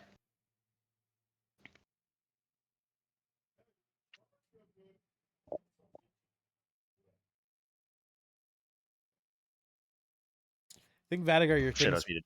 you're Yeah. that time you're muted. Okay. Yeah. Yes, I was hoping Sarah would still be here. I wanted to help her. And who is Sarah? The tortured sister of the Dark Mage. Seems when he came here, he found this world's version of his sister and tortured her. That seems immensely sad. I found this book here and the statue. Nothing else seems of note in the room. Was there a way to dispel this darkness? We could try. You recognize it to be the same darkness that surrounds Tristram, just not So as no. dense. Yeah. So that's a no. This is Yeah. dispelled by killing the general. Okay, no, sadly we cannot dispel this darkness, but I can see through it. Which I guess means I'll be taking the lead. And as you say this and exit the house, do you shut the door, Vadagar? Do I shut the door? Yeah. Am I the last one out of the house? He was the one that could see it. You guys both went in. He exited first, and then you exited after. Sure. Yep, shut the door. Shutting the door behind you, it seals with a tight click. Before you lies the monastery entry grounds. You remember this to be where you fought Tumnus not too long ago, as to where also Godak's clone became a vampire.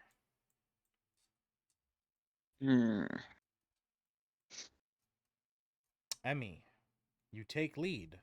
Go ahead and move your token. So, which way do we want to go? The whole place is covered in magical darkness. Yeah. So none of us can see a thing. Except for Emmy. No, you all can see about 60 feet in front of you, but that's it. Oh, gotcha. Do we want to go this way or this way? The gate to the monastery lies to the north. which That is what you're seeing over there is the direction we came from to get here. this one. Yes, correct. Okay. Well, So we got this is here the way from we there, want to go. I This way guess. here. This way. They Okay. they mean when they found this area originally as a like earlier party, that they came from that Okay. way and then found the way shrine in this building over here. Didn't I create the way shrine to come back Right, here to help you the spell? created the way shrine, correct? Yes, you actually made the way shrine. That's correct. Okay. So walking up that way. Yep. Oh, I hate when Owlbear does this. Refresh. 1 second, let me refresh my Owlbear because the whole map is lighting up, delighting, lighting up, delighting. It's so weird. Oh yeah, that's weird. As you walk up that direction, you see in the distance a door. As you look at the door, you begin to see a stone wall, and leading up the stone wall is a large, polygonal building. It's like a castle's fortress. Yep. Those tall things. I forget what they're called. Yeah. I know what you mean. Yeah. Yeah. You see a door made of stone, kind of blending in with the wall at the center of the polygon. There seems to be a door up here. Just attach all my guys so I don't have to move them all individually. Yeah, that's fine. Is everyone else following, or are we just leaving them in darkness?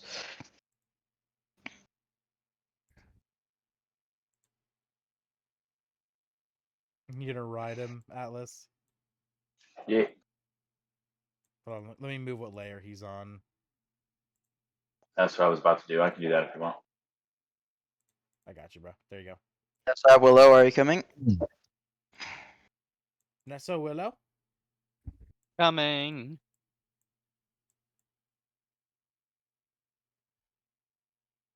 Before we lose Willow in the darkness. Let me attach you, Godak. Just give me a second.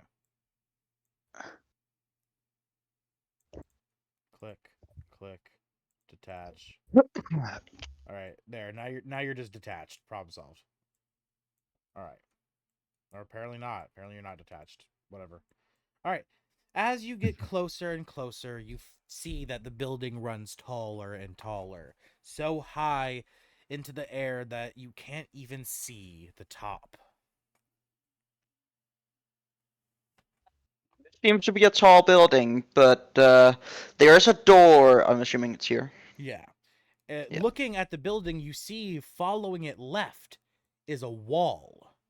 The same wall material as the building itself, reaching about, say, higher than you can see as well. And it follows all the way leading left. So this is different now. This landscape has changed. Because wasn't there a drawbridge somewhere around here? Don't worry. It actually has not changed. You will see. Okay. As Emmy, you get closer and closer to the door. Yeah. The building looming overhead, large and imposing. You feel the door calling to you. Open me.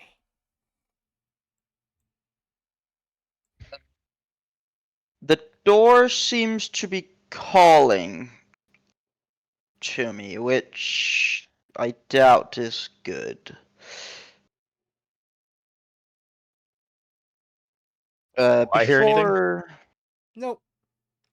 No. Only Emmy hears this.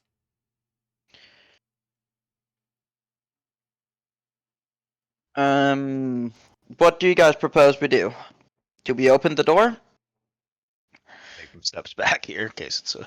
Yeah, it seems to be I'm wanting not it. sure. Yeah, me neither. I would like to step back and open it with Mage Hand. Okay. You step back away from the door. Summoning your mage hand, you grab onto the stone handle and you give it a tug. And at first it doesn't open, but after a few attempts, the door swings open. Inside, Hey. you see what appears to be an armory. It appears lining shelves and Being stands of armor. okay. It seems to be an armory ahead, guys. Can I see in there now too? Can I? Yeah, Do these armors look like they'd be magical, like they would come to life if we stepped inside? not at all. It's you can detect very easily that they're all just very regular weapons. It seems that this used to be the old keep for the weapons for the monastery, for basic soldiers Okay. and such. I What was with the desire to be open? There's something magical here. there is definitely something just magical here. As Emmy and you mine, you hear this little laughter coming from a male voice, not Tumnus's. Not Thomas, but a male voice, yes. Now it's laughing. Of course it is. The laughter has a radio static to it. Oh, fuck you. It seems your compatriot, your patron, is a little bit of a trickster. It seems so, yes. Around inside. This is the whole room, right? Yeah. Yeah, it seems to be. You I mean, have we can left test that. that Can door. Can I look around, like investigate to see if there's anything worthwhile here? Yeah. You can indeed. Hold on, because I know there actually is something worthwhile in here. Oh yeah, Emmy We'll would look also around have it. Riley will look relayed. around as well. Why Emmy would also have is the relayed that it was fog just her doing stuff this? doing tricks on Is her. anyone else seeing the fog do this, or is the fog Nope, working for because everyone else? it's Works for me. because you have the preview on. Yeah, but it Try- should. But like it. But it Yeah. suddenly. I only turned that on because it was doing the whole weird glitchy thing. I thought it Yeah, would we don't stop. see it. No. So weird. Anyway, so One you thing I guys- do see is like 5 different Vatigars on this up here. 6, You might sorry. need to reload your. You might need to reload your owlbear then. Yeah. All right. Coming inside, you begin to look around, trying to find anything of importance. Please, everyone, roll into this investigation. Who would like to do this?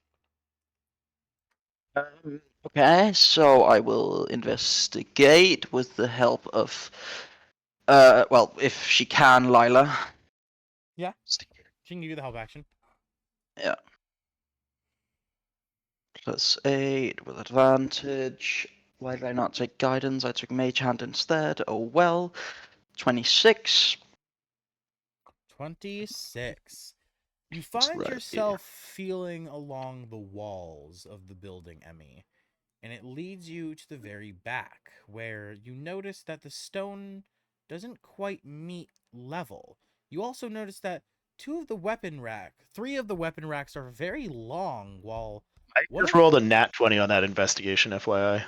while one of the weapon racks is tiny. And Vadagar, you instantly notice this as well. The weapon rack really sticks out to you. And as Emmy comes up and begins feeling the wall, you point out to her the strangeness that the other 3 weapon racks are all long, but this one is shorter, kind of creating a gap. And as you say this and Emmy's feeling the wall, Emmy, you find a piece of stone, a brick that pushes in.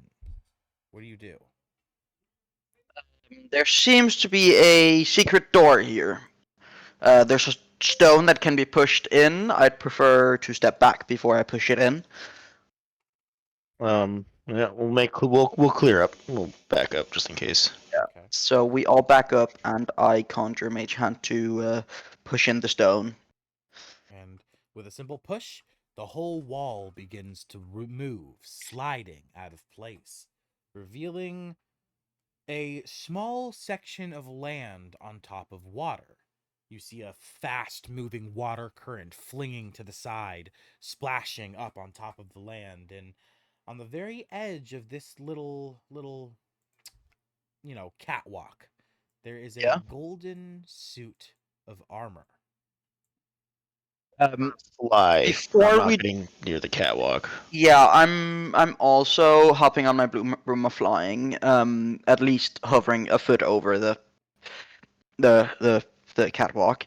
Before we do anything, I would cast detect magic from my racial. from my lineage. Yes, you Targeting the armor. would detect that there is indeed magic coming from the armor, specifically from the helm. What school is it? Pyrotechnic. Flames. Fire. Okay. Can I roll? Can I see if there's any sort of strings coming from it, like it might animate? You can tell very clearly there is no dark mage's strings. You have attuned to them. You're adjusted to seeing them constantly, and there is nothing coming off of that in that regard. There seems to be fire magic imbued with this helmet.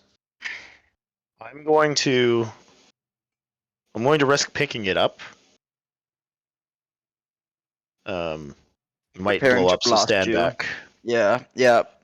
I'm preparing to blast the helmet with Eldritch Blast. I'm gonna grab the armor. You grab the helm and you slowly begin to raise it. And as you do, you find that there is something inside. A fire genasi, locked in place by strange magical chains. His eyes are closed and his mouth is shut, frozen like a statue in place. A fire genasi.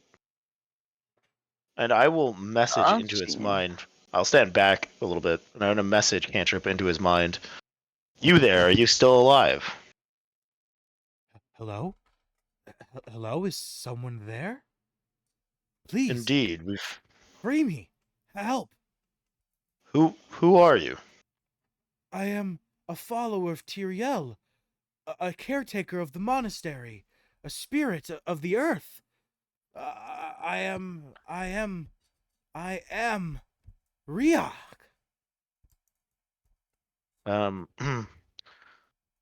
Is Atlan in the room? Like, did they go into this room where Riley is? Nope. No, he did not. He is chilling with Gorath right now. Father, ask. Since my message cantrip doesn't reach that far.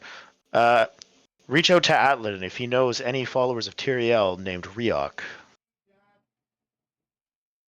Ah, very well, son. And he shoots a message over to Atlan. Atlan, fine fellow. It seems we have found a supposed follower of Tyriel, an earth or a fire genasi by the name of Riak. Does this name ring a bell? Roll me history. I get advantage because Correct. it's my religion. Can I roll guidance? Yes, of course.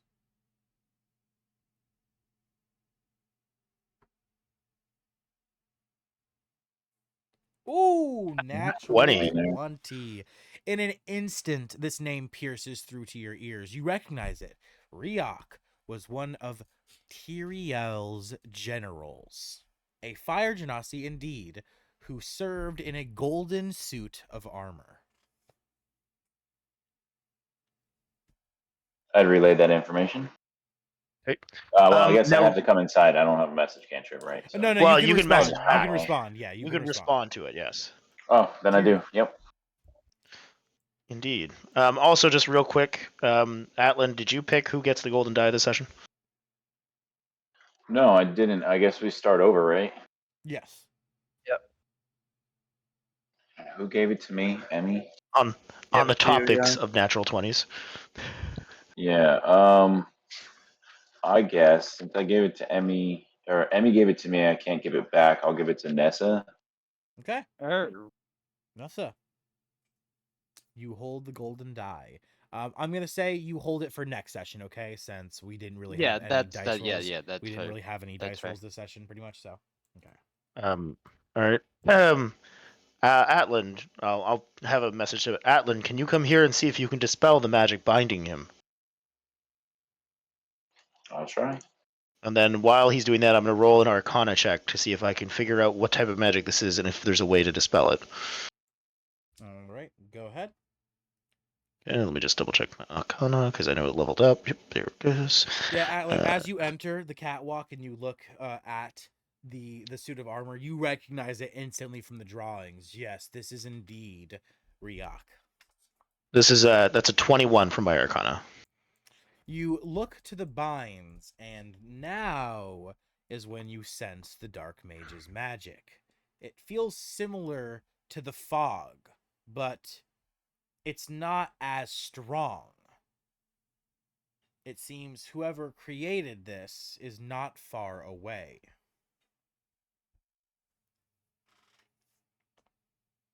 So this is again something that we cannot dispel. Correct.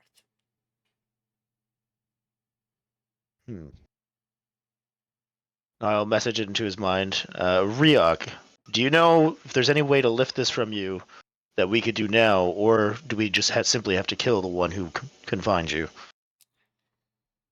Yes. You must kill him. The Burger of Tristram, the false king, who claims the monastery and who locked me up like this. I cannot recall his name, but What can you tell me of him? his family used to be lords. They lived in a mansion not too far from the monastery.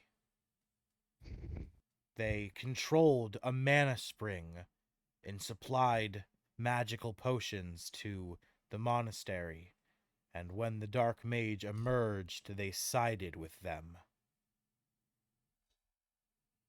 Oh, so this is what was the Manners? Matthew Manners. So this is the Matthews. Indeed, Matthew, false King Matthew is what he calls himself now. God, it's been so long. How many years have I been trapped here? Yeah. Sit tight. We have come to kill him. Very well. I bid you What do good you luck. know of his? Oh. Thank you. What do you know of his strengths and weaknesses, or any information that may help us defeat him? Before becoming whatever I saw him as when he locked me up like this, he was but a normal man. Fat and gluttonous, but normal. Now he eats magic like it's food. And he grows larger and more disgusting each minute, I assume. He wears a Valuable information. large crown, and he seems to have changed drastically from some unknown dark force. Thank you for the information. That is quite helpful. Of course. I bid you farewell and good luck. I hope you You as manage well. to find a way to free me from this curse. And then I guess we'll all leave the room. And Emmy, We should close that door. Oh, as you leave, Emmy, you look to the left, and you see something just barely in the distance above the water, far, far, far above the water. You see a drawbridge. We have drawbridge in the distance. that is the entrance to the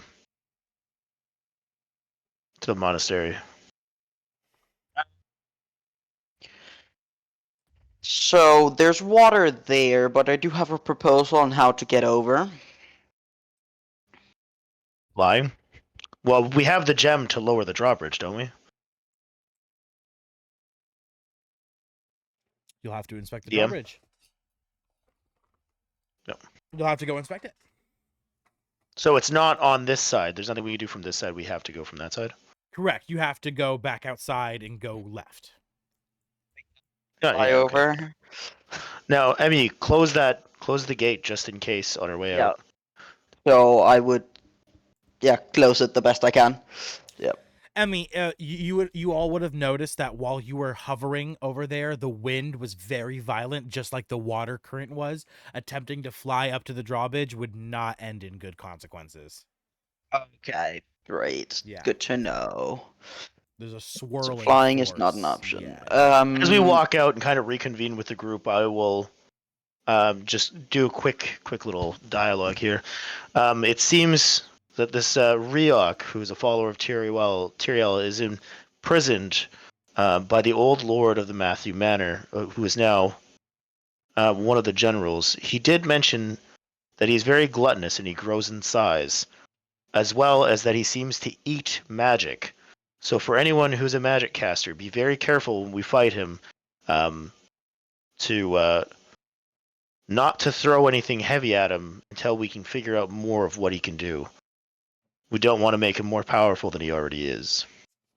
As he's saying this, Emmy is pulling out a short bow from her bag of holding, from her inventory. Okay. You pull your short bow out and you ready yourself as you all continue to walk forward, getting closer and closer to the drawbridge when it finally comes into view.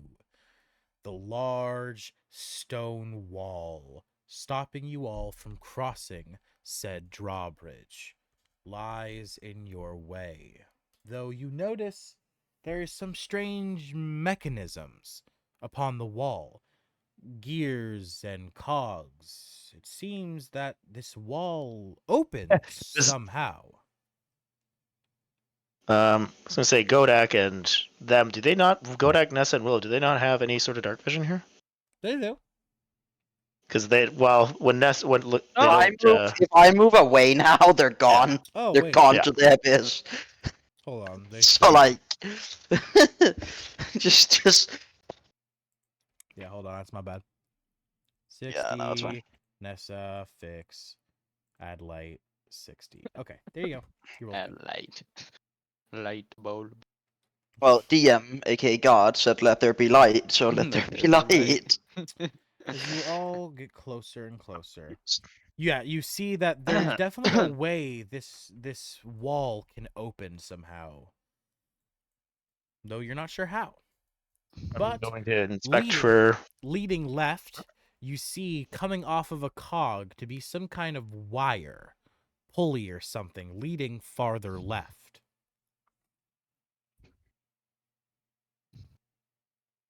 Okay. Continuing to follow it left, you find another such pillar, like the one you entered just previously.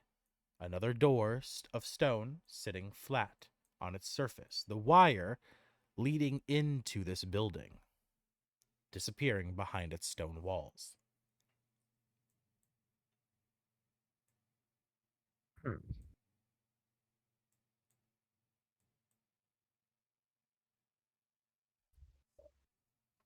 Nope, I broke me. Yeah, I see that. How Just did hit the you undo get? button. You got stuck in the wall, my man. Just hit your undo button. Yeah, Got there it. you go. All right, and that's the entry we came from. Yeah. So, looking, so I see a door, obviously. Yeah, same as the same as the way across the opposite of the area where you came from originally, right to the right. Can I just see if it looks like it's trapped or anything? Just looks like a regular door as far as you can tell. Willow, can you check this out to see if it's trapped? Since Willow's a rogue. Nessa, go ahead and control rogue. You can. Yeah. Willow comes stepping forward. Let's see.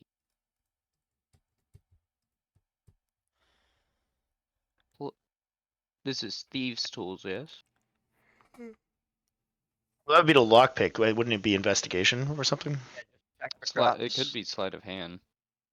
I think it just be check for Well, trap. we're waiting on the DM to tell us what to roll for it. Yeah. However you want to handle DM. it, I'll allow up to player decision. They have thieves' tools, so could they just use that?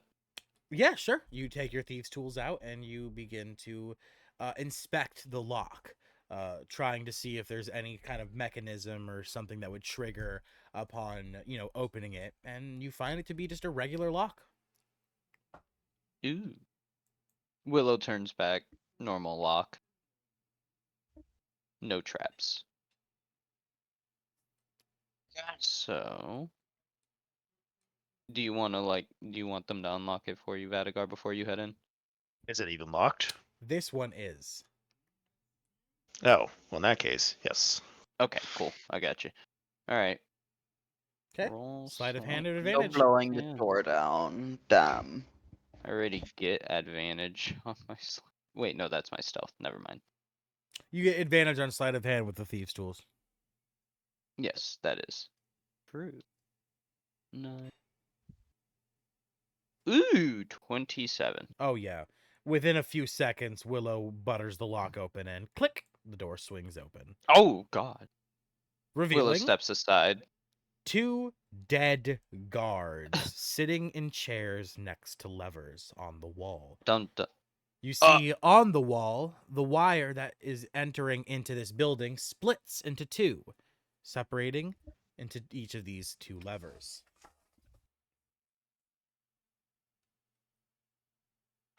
Can we just investigate the area real quick? Yeah, I was thinking I would like to investigate one of the knights to check Yeah. how do they the other one. died. Yeah. But you're checking to see how they died. Yeah, that's not a bad idea. I mean, they're sitting on chairs with levers right beside them. I feel like there's a correlation there. So getting closer, Emmy, roll investigation or perception. Investigation Trying to or see how they died. Would perception? it be medicine? Would it be Medicine? medicine? Medicine Yeah. 2. Okay. Well, perception is the best of the 3. Go ahead. Doesn't really It take a feels medicine check to know either. Yeah, no, it feels cheese to keep using the advantage, honestly. But I have her there, so. Oh, thank God. At 22. Yeah, it doesn't take much real figuring out to see that there's 2 handprints directly over the creature's eyes, one going left, one going right, like I'm doing at the camera right now on stream. And on these handprints are just seared burn marks. Someone grabbed him by the face and burned him to death. Okay, so they Katagar, were just burned to you death. find identical wounds on the man in the other chair. Yeah. So the levers don't seem to have a correlation to their death. Do I notice anything identifying markers or anything like that to like maybe know more about him as an individual? Kind of like check around, see if he's carrying like any sort of notes or anything. No, they just look. They're in monetary attire. You can see the symbol of Tyrael upon his clothing. He seems to be a guard of some sort. He has a sword and a shield at his side, but other than that, they don't really have much about them. Rather, So they don't have anything in their pockets or nothing? No, nope. Gotcha. You would assume monastery guards probably won't be carrying around too much pocket change or any really special items, seeing as they directly work for the monastery. Or maybe like an unsent communication to someone. Yeah, nothing of the sort. Yeah, these are just low-level guards. They didn't have any important information.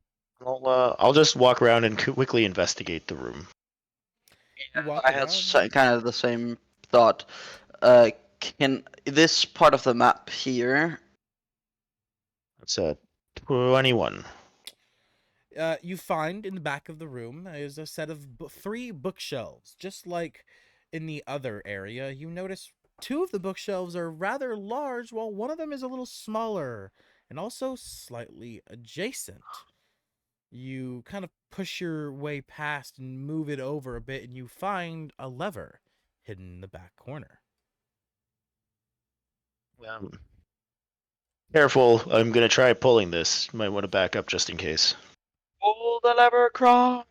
Alright, I'll pull the lever. And as you pull the lever, another wall begins sliding open, revealing another catwalk. This one going up. Directly up, leading what seems to be the same way as the drawbridge.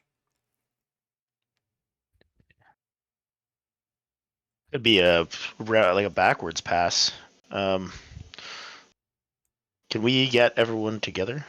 Let's go back outside real quick and tell them. Well, I don't know what you're doing. Seems like there's another backward pass out there. Should we have someone maybe a little bit stealthy go and investigate it?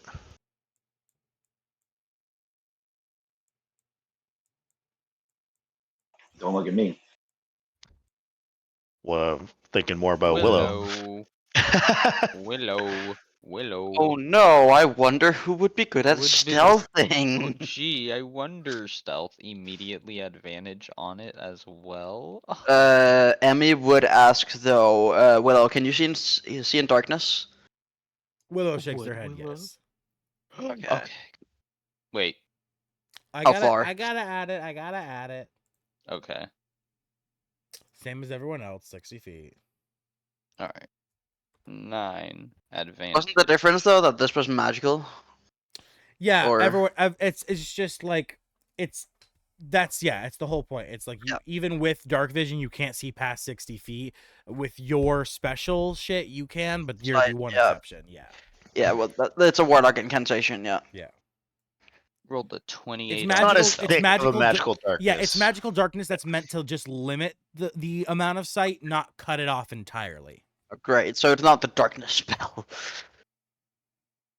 I It's a rolled weaker 28 version on of the stealth. fog that surrounds Tristram, and with that 28, Willow becomes undetectable as she begins to climb the catwalk.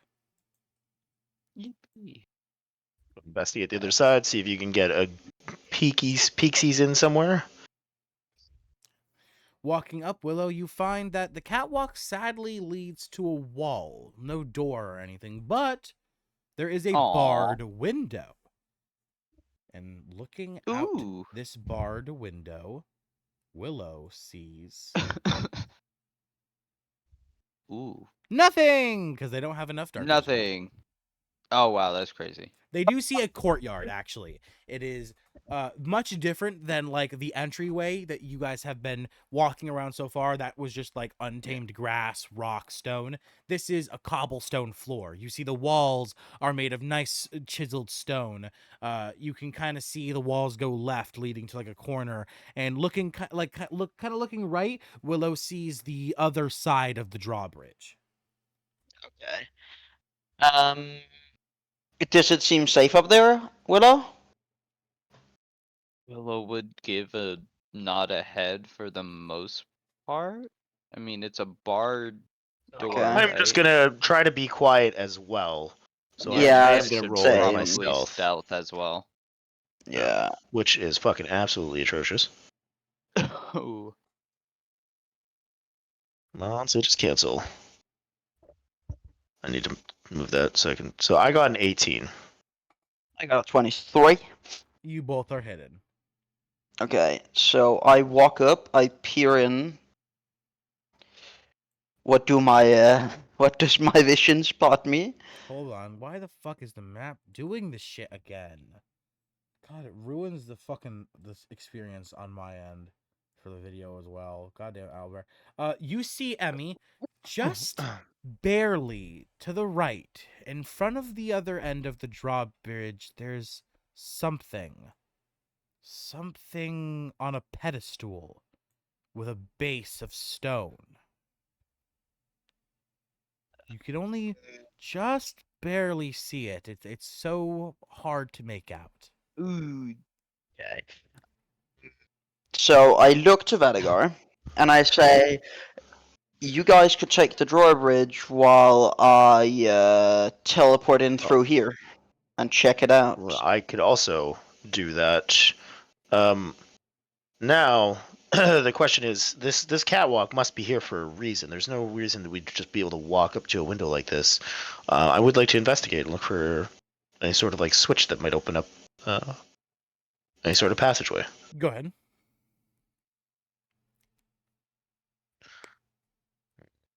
So fucking like 10. It's not great, but you kind of look at the wall itself and you realize that the window is actually kind of a new addition. It seems like there used to be a stone door here, but it's been sealed. Okay, so can I try to remove the bars? How would you like to attempt to? Would mold earth help me anywhere here? No, they are metal bars, and the doors are And- made of a chiseled cobblestone. So it is stone though, right? It is stone, but it is not earth. Can I use my dwarvy stone Cunning. Yep. To see if I can see any sort of like structural weaknesses that could be easily exploited to remove the bars. I'll say you don't even have to roll for it. It's very nice. It seems it was done very professionally. Maybe something was What is happening with this. cobblestone? It is, but you also know that it's like there's metal entwined in it. There's bars going into the stone, meaning there's also rebar going throughout the stone elsewhere. It's reinforced. As a relatively new addition, though, would it be New addition for the building's age. It's a very old building, but it's Yeah. been regularly upkept and why? refined. That's why I'm looking for weaknesses in the cobblestone itself, like structural weaknesses. Like, Yeah.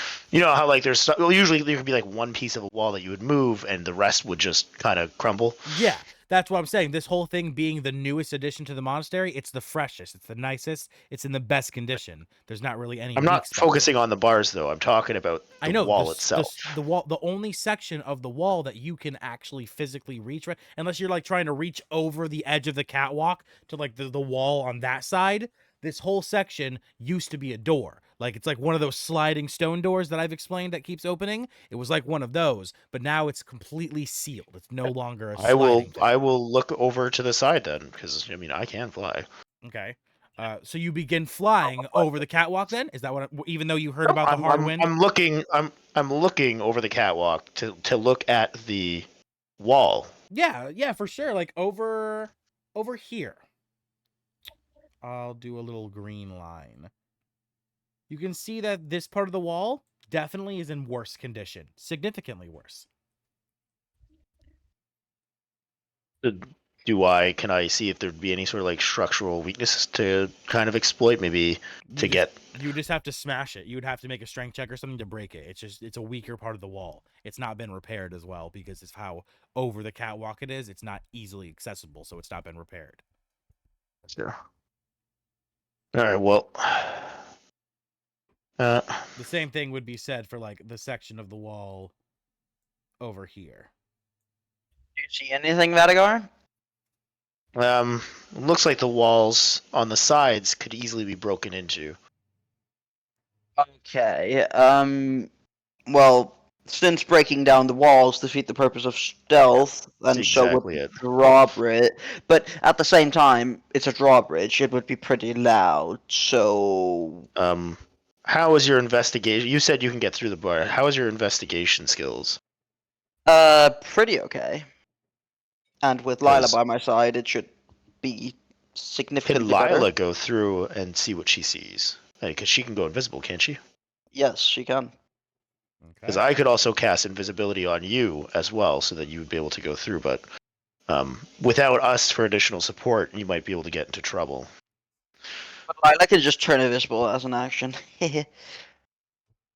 Yeah, but is she small enough to slip through the bars? Oh yeah, 100%. Tiny enough. Easily. She Right. slips through the bars with ease. Go ahead and move Great. around, Cream. So yeah. Checking the wall, flying around the walls first. Of course, she's invisible, but still making sure to take care if she's seeing anything. Right there. What does she see over here? Right there, she finds that the very edge that the opposite side of the courtyard is the mountain. You see that the mountain meets some sort of stone building that is going into the mountain. There's a door, and that is what that you're looking at right there. That's what you're seeing. So she makes note of this, flies around some more. Statue. Now you see the thing that you just barely were seeing in the distance. The pedestal carries a large statue of a guard with a sword, and behind that guard lies a pedestal with a prism spaced imprint.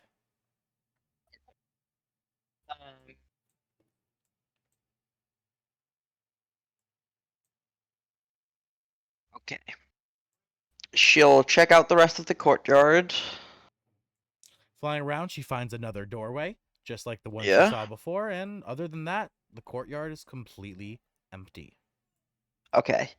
So she'd fly back, and she'd speak a bit to Emmy in Sylvan, and Emmy would then translate what she found and mention the little crystal-like slot in the back of the statue. Okay, so does anyone else want to like try to do some investigation or something like that? Like, is anyone else doing anything down there while we're? Yeah, Nessa, Godak, Atlin. What about you three?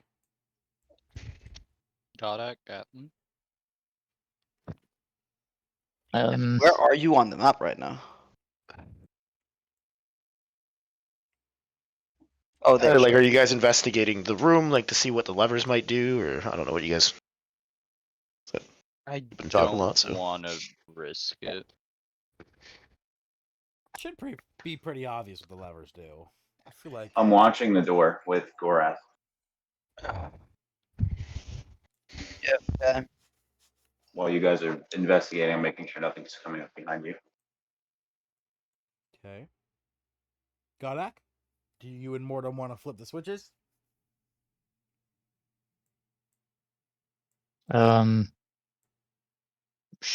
Sure. say we should probably be ready for something before that happens. There goes the stealth if we do that. Yeah. Feeling a drawbridge coming down might attract attention too, so we might be ready for a fight when that thing comes down. All right, there's a misconception. The drawbridge is already down. There's a wall in front of the drawbridge stopping you from going on it. That is going to open. There's 2 layers of security here. The drawbridge is already Seems like it down. would be There's a allowed. wall. Regardless, yeah, to get in regardless, it's going to be loud. Yeah, Yeah. but we might want to be having like a fighting formation before we open that.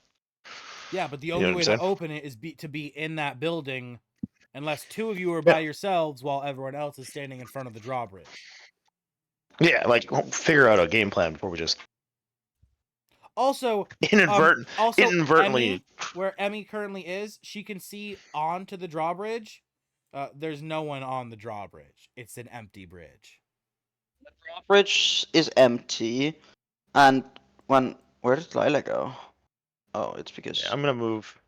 Wait, where before did we- oh, Lila God. go? What?